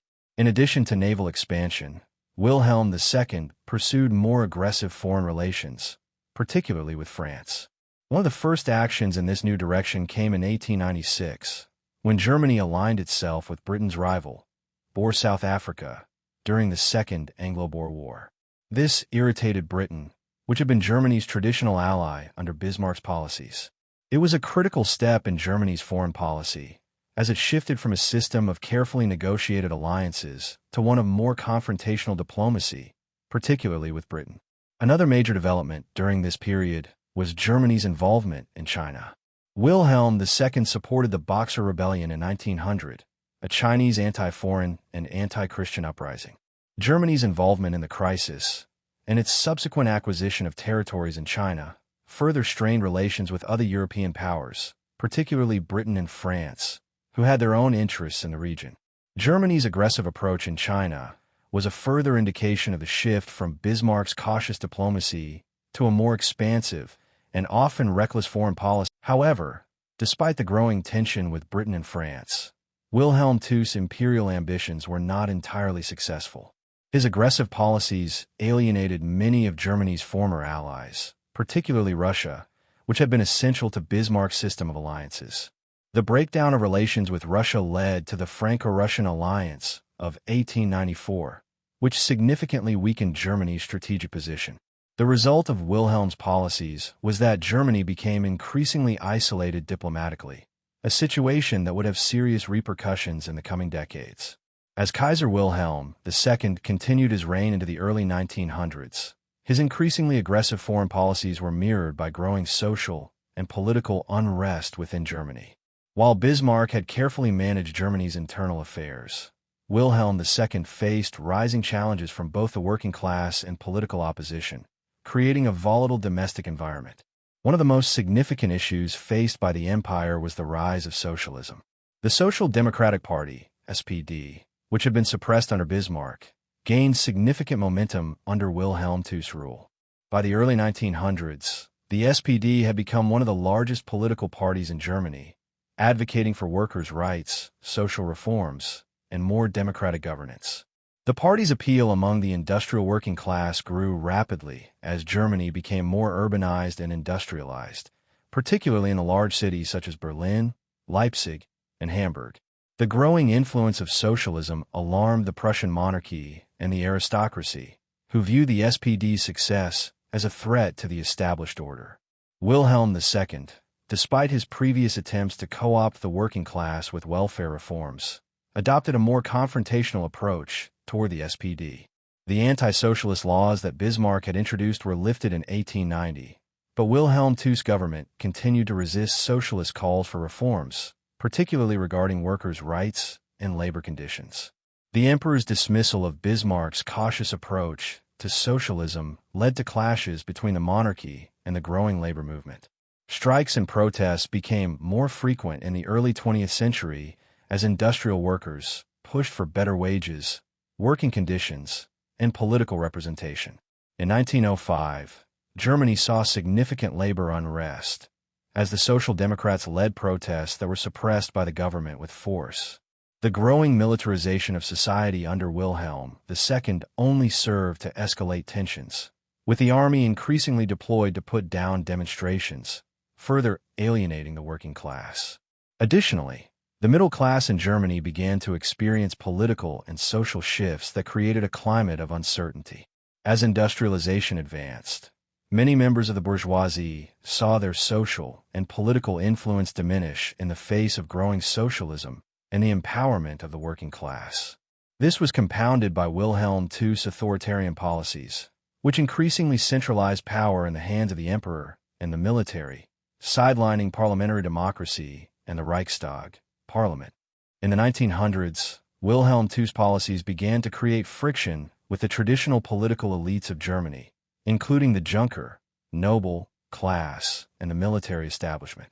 While Wilhelm II had initially worked to foster good relations with the aristocracy, his frequent interventions in state affairs and his desire to assert imperial control alienated many members of the elite who had long enjoyed a privileged position in German politics. Wilhelm's interventions in military matters were also controversial. The emperor believed he could shape military policy through his direct involvement, but this undermined the authority of experienced military leaders and created a disconnect between the military and the emperor. The tensions in German society were further exacerbated by the empire's imperial ambitions, which led to a militarization of German politics and culture. Under Wilhelm II's leadership, Germany became increasingly focused on military preparedness and expansion, particularly in building up its navy. This militarization fueled an arms race in Europe, particularly with Britain and France, and added to the sense of nationalism and militarism in Germany. However, the social unrest at home, combined with the empire's increasing international tensions, created a sense of instability. The rise of nationalism also began to feed into the political instability within Germany. Nationalist movements, often linked to militarism, began to grow in influence, exacerbating internal political divisions.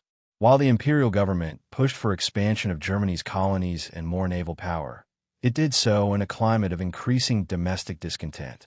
Wilhelm II's reign thus marked a period of political tension, with the working class pushing for reforms, the aristocracy and military elites jockeying for influence, and the emperor attempting to consolidate his personal power. This volatile domestic situation laid the groundwork for the greater political crises that would follow. The rising socialist movement, discontent among the middle class, and the militarization of Germany were all contributing factors to the internal challenges that would eventually play a role in the outbreak of World War I. As Kaiser Wilhelm II entered the second decade of his reign, the German Empire found itself increasingly isolated in Europe. The early years of Wilhelm's rule were characterized by a combination of bold diplomacy and reckless ambition. By 1910, however, his aggressive foreign policies and the rise of tensions between the great powers of Europe had set Germany on a dangerous path. While the military buildup, particularly the naval arms race with Britain, was a reflection of Germany's growing ambitions, it also fueled fear and distrust in other European capitals.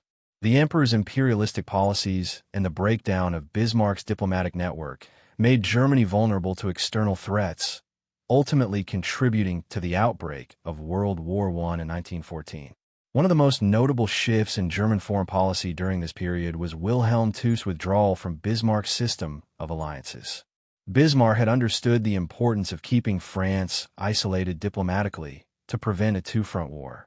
However, with Wilhelm II's rise to power, Germany's relationship with Russia began to deteriorate. In 1890, Wilhelm II allowed the reinsurance treaty with Russia to lapse, breaking a critical element of Bismarck's strategy. This diplomatic blunder forced Russia to seek a new alliance, and in 1894, Russia signed an alliance with France, the Franco-Prussian alliance. This was a significant shift in the European balance of power, as it meant that Germany was now surrounded by potentially hostile powers on both its western and eastern borders. Wilhelm II's aggressive naval expansion, especially his efforts to build a fleet that could rival Britain's Royal Navy, further strained Germany's relations with Britain.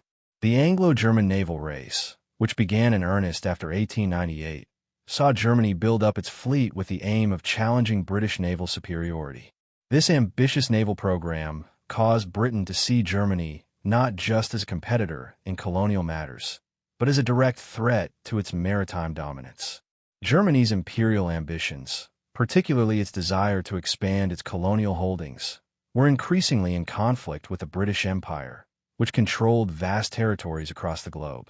The growing tension between Germany and Britain eventually led to the Entente Cordiale in 1904, an agreement between Britain and France aimed at resolving colonial disputes. Britain and France, both feeling threatened by Germany's rise, began to form a loose alliance. This was followed by the Anglo-Russian Entente in 1907, further cementing the diplomatic isolation of Germany. With Britain, France, and Russia forming a united front against Germany, Wilhelm II's policies left Germany increasingly isolated diplomatically. The Triple Entente, formed by these three powers, was a key factor in the growing divide between the major European powers, leading to the formation of two opposing blocs in Europe. Meanwhile, Germany's alliance with Austria-Hungary remained central to its strategy, but it, too, presented challenges. Austria-Hungary's interests in the Balkans clashed with those of Russia, and tensions between the two empires began to rise. The Balkan Wars of 1912 to 1913 only heightened these tensions, with Russia and Austria-Hungary supporting opposing factions in the region. Germany's commitment to its ally, Austria-Hungary, meant that Germany was pulled further into the instability of the Balkans. Wilhelm II's foreign policy, characterized by boldness and hubris, alienated potential allies and deepened Germany's diplomatic isolation. Germany's position in Europe was precarious by 1914, and the Triple Entente represented a united front of powers opposed to German interests. The increasing militarization of European politics, combined with the formation of hostile alliances, made conflict seem increasingly inevitable. The events of June 28, 1914, when Archduke Franz Ferdinand, heir to the Austrian throne, was assassinated in Sarajevo, triggered the start of World War I. Germany, bound by its alliance with Austria-Hungary, provided unconditional support, or the blank check, for Austria-Hungary to take action against Serbia. The result was a chain reaction that quickly escalated into a global conflict. Russia, aligned with Serbia, mobilized against Austria-Hungary, and Germany, in turn, declared war on Russia. France and Britain soon joined the conflict, and the war that had been brewing for decades finally erupted. Wilhelm II's reign, marked by ambitious foreign policies, an arms race, and increasingly aggressive diplomacy, had created an environment of tension that made war almost unavoidable. Bismarck's careful diplomacy and his system of alliances, which had kept Europe at peace for decades, was abandoned in favor of imperialist ambitions. The Kaiserreich's decline was inevitable, as the diplomatic missteps of Wilhelm II led to the outbreak of one of the deadliest conflicts in history. The assassination of Archduke Franz Ferdinand, heir to the Austrian throne, on June 28, 1914, set off a chain reaction that would lead to the outbreak of World War I. The tensions in Europe had been building for years, fueled by a complex system of alliances, rising nationalism, and imperial rivalries. By the summer of 1914, Europe's major powers were locked in a volatile situation where any small spark could ignite a conflict. The assassination provided that spark, and within weeks, the entire continent was at war. Germany, under Kaiser Wilhelm II, was bound by its alliance with Austria-Hungary through the Triple Alliance with Italy. When Austria-Hungary declared war on Serbia on July 28, 1914, Germany quickly gave its blank check of unconditional support to its ally, assuring Austria-Hungary that it would stand by them in any conflict, regardless of the consequences. This decision set off a diplomatic chain reaction. Russia, allied with Serbia, began to mobilize against Austria-Hungary, and Germany, in turn, declared war on Russia on August 1, 1914.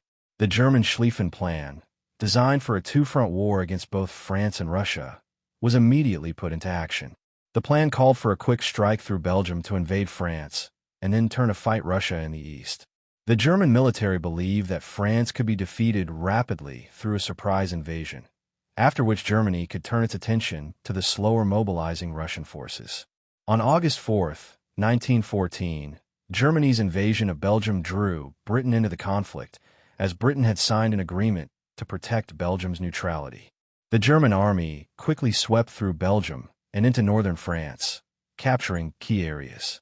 By September 1914, German forces were on the outskirts of Paris, and victory seemed imminent. However, the German advance was halted at the First Battle of the Marne, September 6 to 12, 1914. The French, bolstered by the British Expeditionary Force, BF, managed to stop the German advance just short of Paris, and both sides dug in, setting the stage for the Western Front, which would become characterized by trench warfare. This battle marked the end of German hopes for a quick victory and the beginning of a long and grueling conflict on the Western Front. The war would become a stalemate, with neither side gaining a decisive advantage for years. In the East, Germany's initial success was more promising. Russian forces, less prepared and poorly equipped, were quickly driven back by the German army. Germany and its ally Austria-Hungary won several significant victories, including the Battle of Tannenberg, August 26 to 30, 1914, where the Russian army was encircled and nearly destroyed. These victories provided Germany with a solid foothold in the East and ensured that the threat from Russia would remain manageable, at least in the early stages of the war. By the end of 1914, Germany had achieved some significant military successes, but had also become bogged down in a prolonged two-front war. The failure of the Schlieffen Plan and the resulting stalemate on the Western Front marked the beginning of a war of attrition. The initial hopes for a swift victory gave way to the grim reality of a long and costly conflict that would involve millions of soldiers and civilians and reshape the political landscape of Europe. Germany, under the leadership of Wilhelm II, had entered the war with high expectations, but the initial optimism of quick victories soon gave way to the brutal reality of modern warfare. The year 1914 ended in stalemate, and the war would drag on for 4 more years, causing immense destruction and loss of life. By then, the German Empire would be irrevocably changed, and the fate of the Kaiser Reich would be sealed in the trenches of Europe. By 1915, the initial excitement and optimism that had accompanied the outbreak of World War I had quickly faded. The early years of the conflict were marked by the grueling stalemate on the Western Front. The war, which was initially expected to be short, had become a protracted conflict of attrition, especially as both the Allied powers and Central powers dug into fortified positions, leading to horrific trench warfare. On the Western Front, Germany, after its initial advance, was unable to break through the French lines at the First Battle of the Marne. The lines stabilized, and both sides began to dig elaborate trenches stretching from the English Channel to the Swiss border. These trenches became symbols of the grim nature of the war, where soldiers lived in squalid conditions, facing constant artillery bombardment, gas attacks, and the threat of enemy advances. The war on the Western Front was characterized by massive battles of attrition, where hundreds of thousands of soldiers would lose their lives for small territorial gains. The Battle of Verdun, February 21 to December 18, 1916, one of the longest and most costly battles of the war, became a symbol of the brutality of trench warfare. The French, determined to hold the line, fought fiercely against the Germans. The battle resulted in over 700,000 casualties, with neither side gaining a decisive advantage. Verdun's protracted nature demonstrated the futility of attempts to break through entrenched positions and foreshadowed the horrors to come.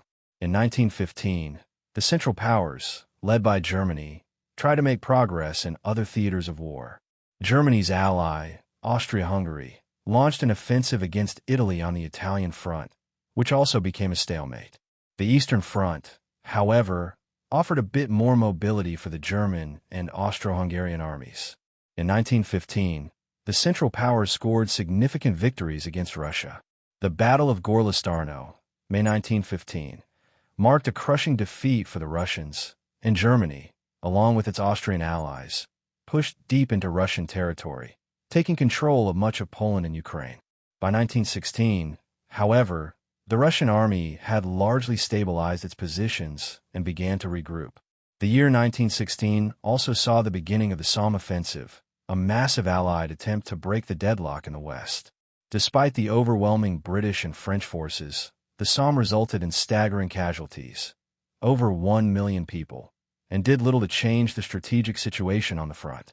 The Battle of the Somme has since become a symbol of the horrors of modern industrial warfare, where advances in technology, such as tanks and machine guns, were matched by the immense loss of life. While the war on the Western Front had become a brutal and endless battle of attrition, the war in the air and at sea was evolving. Germany's use of U-boats, submarines, to break the British naval blockade became a key part of its strategy. German U-boats attacked Allied merchant ships, disrupting supply lines. The use of unrestricted submarine warfare escalated tensions with neutral nations, particularly the United States, which had so far remained neutral but was becoming increasingly sympathetic to the Allied powers. In 1917, the war took a dramatic turn. The United States, provoked by German submarine attacks, including the sinking of the Lusitania in 1915, finally declared war on Germany on April 6, 1917.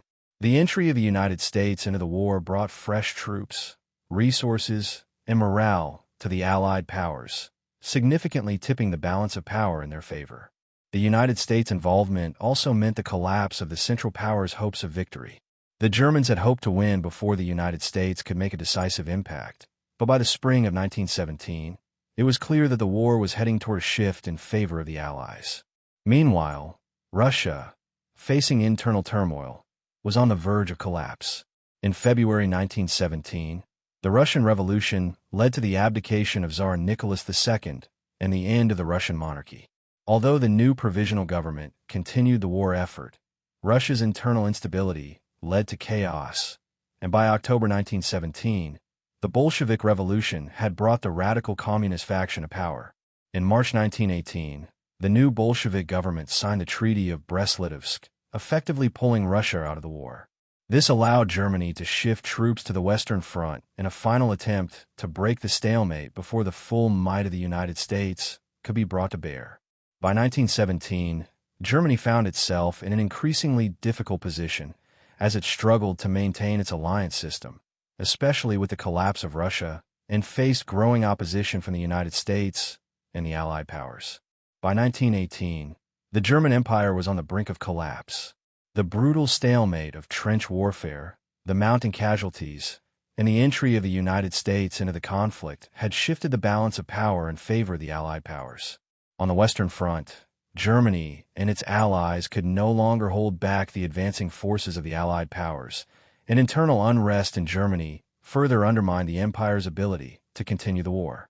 In the spring of 1918, Germany launched one final offensive, known as the Spring Offensive or Kaiser Offensive, in a desperate bid to win the war before the full force of American troops could be felt. The Germans, under the leadership of General Erich Ludendorff, made significant initial gains, pushing the Allied forces back, but the offensive eventually stalled. Despite the initial success, the Germans could not break through the Allied lines, and they were unable to sustain the momentum. The Allied powers, now bolstered by fresh American troops and resources, began a counterattack with Operation Michael and other offensives that slowly pushed the German army back. By the summer of 1918, Germany's military position had deteriorated dramatically. The Allied blockade of German ports had caused severe shortages of food and supplies, leading to widespread hunger and unrest on the home front. Germany's economy was in ruins, and the civilian population was exhausted from years of war. The military no longer had the strength to hold the front lines, and morale among the troops was rapidly declining. In addition to these military failures, The German civilian population was growing increasingly disillusioned with the war effort, with widespread protests and strikes becoming more common. On October 4, 1918, Germany, recognizing the collapse of its military position, sought an armistice with the Allied powers. The German government sent a delegation to President Woodrow Wilson of the United States, who had long advocated for a just and lasting peace. Wilson's 14 points, a proposal for a post-war peace settlement based on the principles of self-determination, free trade, and the establishment of a League of Nations, had already shaped the Allied vision of peace. Wilson, while eager to end the war, insisted that Germany must fully accept the responsibility for the war's consequences and make significant concessions. The negotiation of peace would prove to be as contentious as the fighting on the front lines. By early November 1918, Germany was in the midst of a full-blown revolution. The German military leadership had been unwilling to accept defeat, but the civilian population had grown tired of the war, and unrest spread across the empire. On November 9, 1918, under pressure from revolutionary forces and a collapsing military, Kaiser Wilhelm II abdicated the throne and fled to Netherlands. The German Empire came to an official end, and a republic was declared in its place, known as the Weimar Republic. The monarchy had fallen, and Germany was now a democratic republic, although the legacy of the Kaiserreich would haunt the new republic for decades. The Armistice of Compiègne was signed on November 11, 1918, officially ending the fighting. The terms were harsh for Germany. The empire was forced to relinquish large portions of its territory, including Alsace-Lorraine, and its colonies were stripped away. The Treaty of Versailles, signed in 1919, would formalize these conditions, imposing heavy reparations on Germany, disarming its military, and redrawing Europe's borders. The treaty would leave Germany bitter and humiliated, with a legacy of resentment that would contribute to the rise of extremism in the years to come. The fall of the German Empire and the defeat in World War I marked the end of an era. The once powerful Kaiserreich had been undone by the stresses of total war, internal revolution, and the collapse of the monarchy. The Weimar Republic would attempt to rebuild Germany in the aftermath, but the peace terms, economic difficulties, and political instability would make it increasingly difficult to maintain stability. The Treaty of Versailles, while ending the war, sowed the seeds for future conflict, paving the way for the rise of National Socialism and the outbreak of World War II 2 decades later. The Weimar Republic was born out of the ashes of the German Empire, following the abdication of Kaiser Wilhelm II and the end of World War I in 1918. As Germany transitioned from a monarchy to a democracy, the new republic faced immediate challenges. It was a fragile experiment in democratic governance, forged in the aftermath of war, revolution, and societal upheaval. The immediate political transition after World War I was chaotic. The German Empire had collapsed, and Germany was left in a state of social and political turmoil. The abdication of Kaiser Wilhelm II in November 1918 led to the declaration of the Weimar Republic on February 6, 1919, with the establishment of a democratic government. The Weimar Constitution, adopted in 1919, created a parliamentary republic with a president, a Reichstag, parliament, and an executive chancellor. It promised civil rights, universal suffrage, and a more democratic and representative government than the imperial system that had come before. However, the republic's birth was marked by instability. The Treaty of Versailles, 1919, which officially ended the war, placed the full blame for the conflict on Germany and imposed harsh reparations, territorial losses, and military restrictions. The treaty was deeply unpopular among Germans, who felt humiliated by its terms. The loss of Alsace-Lorraine to France, the loss of all overseas colonies, and the disarmament of Germany's military were viewed as national betrayals. This bitterness would simmer throughout the Weimar period and fuel the rise of extremist movements, including the Nazi Party. Germany's economy, already devastated by the war, was further crippled by the war reparations mandated by the treaty. The Weimar Republic inherited a deeply damaged economy, facing skyrocketing inflation and massive unemployment. By 1923, the republic was on the brink of collapse. To make matters worse, the German government had no easy way to deal with the reparations and the growing discontent at home. In 1923, France and Belgium occupied the Ruhr Valley, Germany's industrial heartland, to enforce reparations payments. The German government, under the leadership of Chancellor Wilhelm called for passive resistance, which led to massive strikes. The occupation exacerbated Germany's economic problems, leading to hyperinflation. The economic crisis reached its peak in 1923 when the value of the German mark collapsed. The Weimar government printed money in an attempt to pay reparations and support its struggling economy, but this only led to further devaluation of the currency. By November 1923, the German mark had become practically worthless, and ordinary Germans were struggling to survive amid the chaos. The hyperinflation crisis wiped out savings, destroyed the middle class, and led to social unrest. The effects of this crisis were profound and contributed to the public's loss of faith in the Weimar government. In the midst of this crisis, extremist political movements began to gain traction. The Communists, inspired by the Russian Revolution, sought to create a Soviet-style state in Germany, while the right-wing nationalist movements, including the Nazi Party led by Adolf Hitler, sought to overthrow the democratic system and restore German national pride.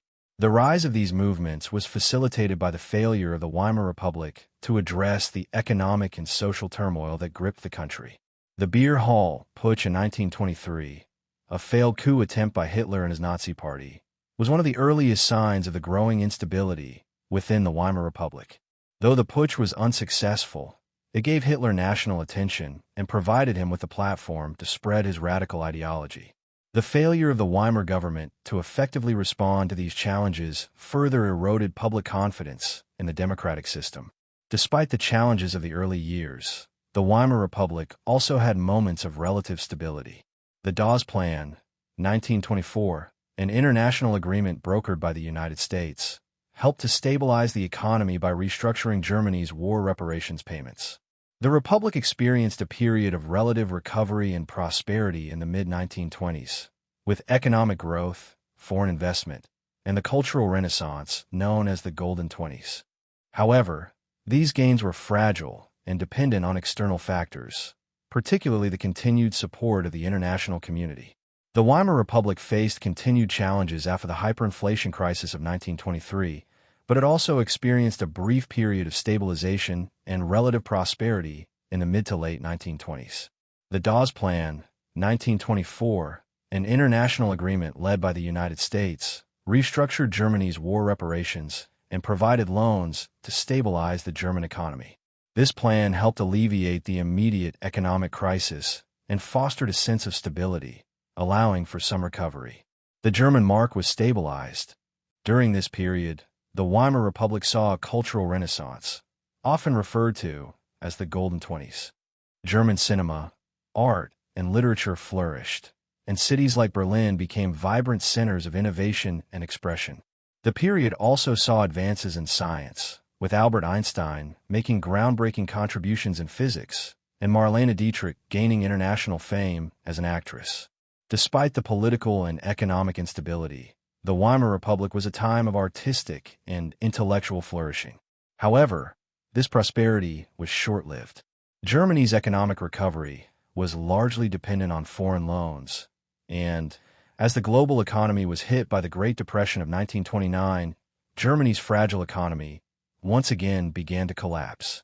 The United States, facing its own economic problems, called in its loans, exacerbating the German financial crisis.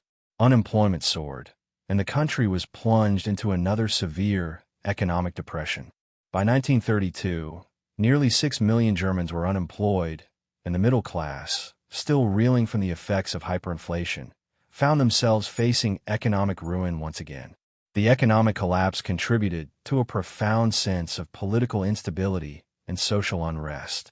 The Weimar Republic's democratic institutions struggled to manage the crisis.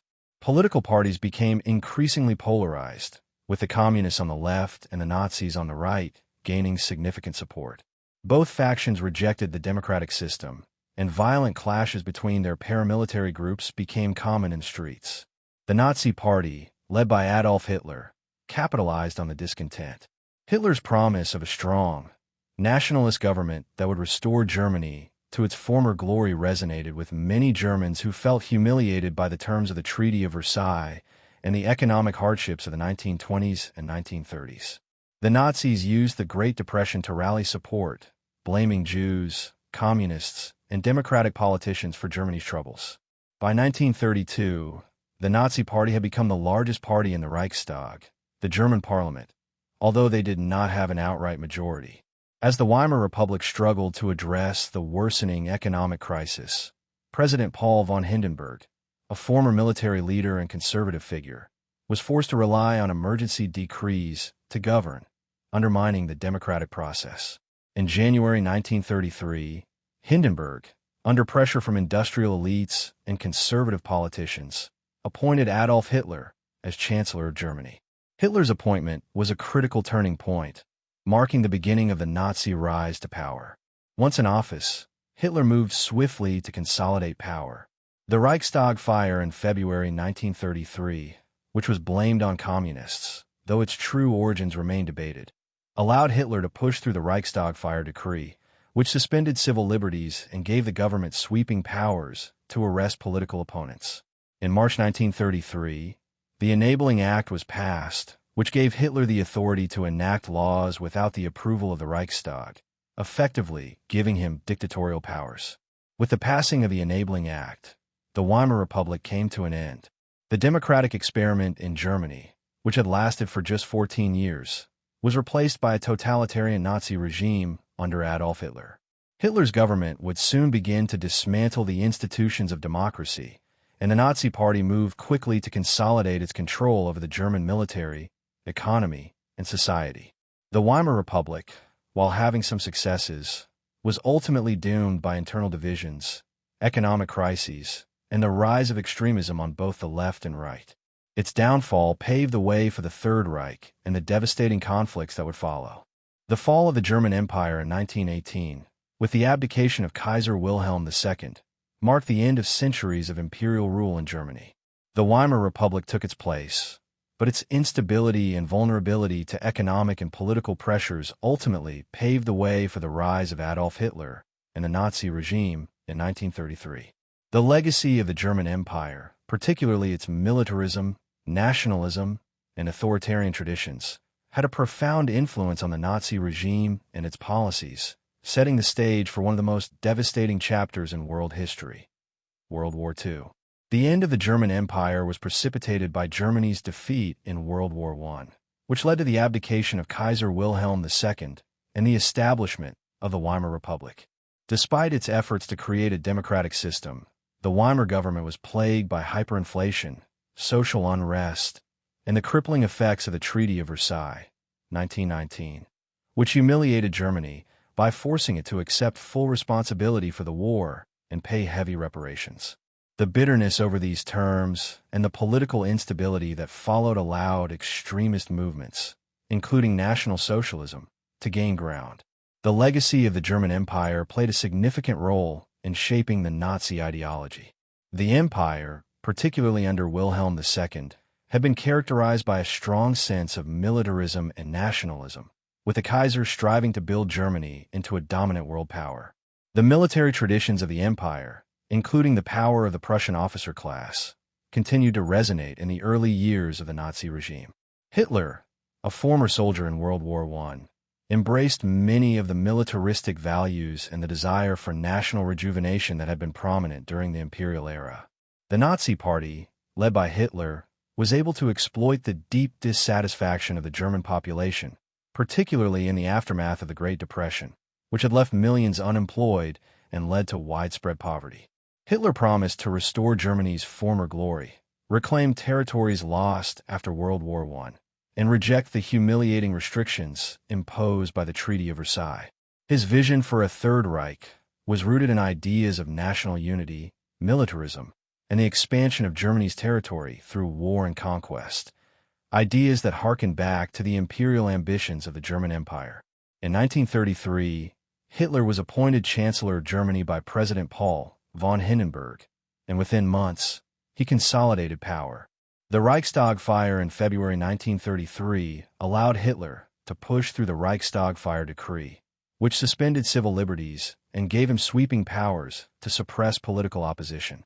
By March 1933, the Enabling Act was passed, granting Hitler dictatorial authority and effectively ending the democratic institutions of the Weimar Republic. Hitler's rise to power marked a dramatic shift from the more cautious diplomacy of the German Empire under Kaiser Wilhelm II to the aggressive expansionism and militarization of Nazi Germany. The legacy of Imperial Germany's militarism was apparent in the Nazi regime's rearmament program, which sought to rebuild the German military in violation of the Treaty of Versailles. The rearmament of Germany, which began soon after Hitler took power, was a direct challenge to the post-World War I international order and set the stage for the Second World War. By the time World War II broke out in 1939, Nazi Germany had fully embraced the idea of military expansion and conquest. The invasion of Poland in September 1939 was the beginning of a war that would engulf much of Europe and lead to the systematic destruction of millions of lives. The militaristic legacy of the German Empire, combined with the totalitarian vision of the Nazis, led to the creation of a regime that sought not only to dominate Europe, but to reshape the entire world order according to its ideology. The rise of Adolf Hitler and the Nazi regime in 1933 marked a dramatic shift in the trajectory of Germany. The legacy of the German Empire, particularly its militarism, nationalism, and ideas of imperial dominance, played a significant role in shaping the policies of the Third Reich. This period would culminate in World War II, a devastating conflict that would not only change the fate of Germany, but also lead to the collapse of the Nazi regime and the eventual destruction of the German Empire's imperial ambitions. In the years following Hitler's rise to power, the Nazi regime sought to reverse the perceived injustices of the Treaty of Versailles and to expand Germany's territory to create a new, greater Germany. Hitler's vision for Lebensraum, living space, in the East was a direct continuation of the imperialistic ideas from the German Empire. The Nazis envisioned the conquest of Eastern Europe, particularly Poland, Russia, and Ukraine, to provide territory for German settlers and to exploit the resources of these areas for the Nazi war machine. The militarization of Germany, which had begun under Kaiser Wilhelm II, reached unprecedented heights under Hitler. The rebuilding of the German military was not only a violation of the Treaty of Versailles, but also a cornerstone of Nazi ideology. The Wehrmacht, Germany's military forces, became a powerful tool for Hitler's expansionist policies, while the SS and SA enforced the regime's ideological purity and maintained control over the populace. The Nazi regime's military focus was deeply influenced by the martial traditions of the German Empire, which had glorified war and militaristic values. The Nazi military campaign began with the invasion of Poland in 1939, which triggered the start of World War II. The swift and brutal conquest of Poland was a showcase of the Nazi military's efficiency, a harbinger of the larger conflict to come.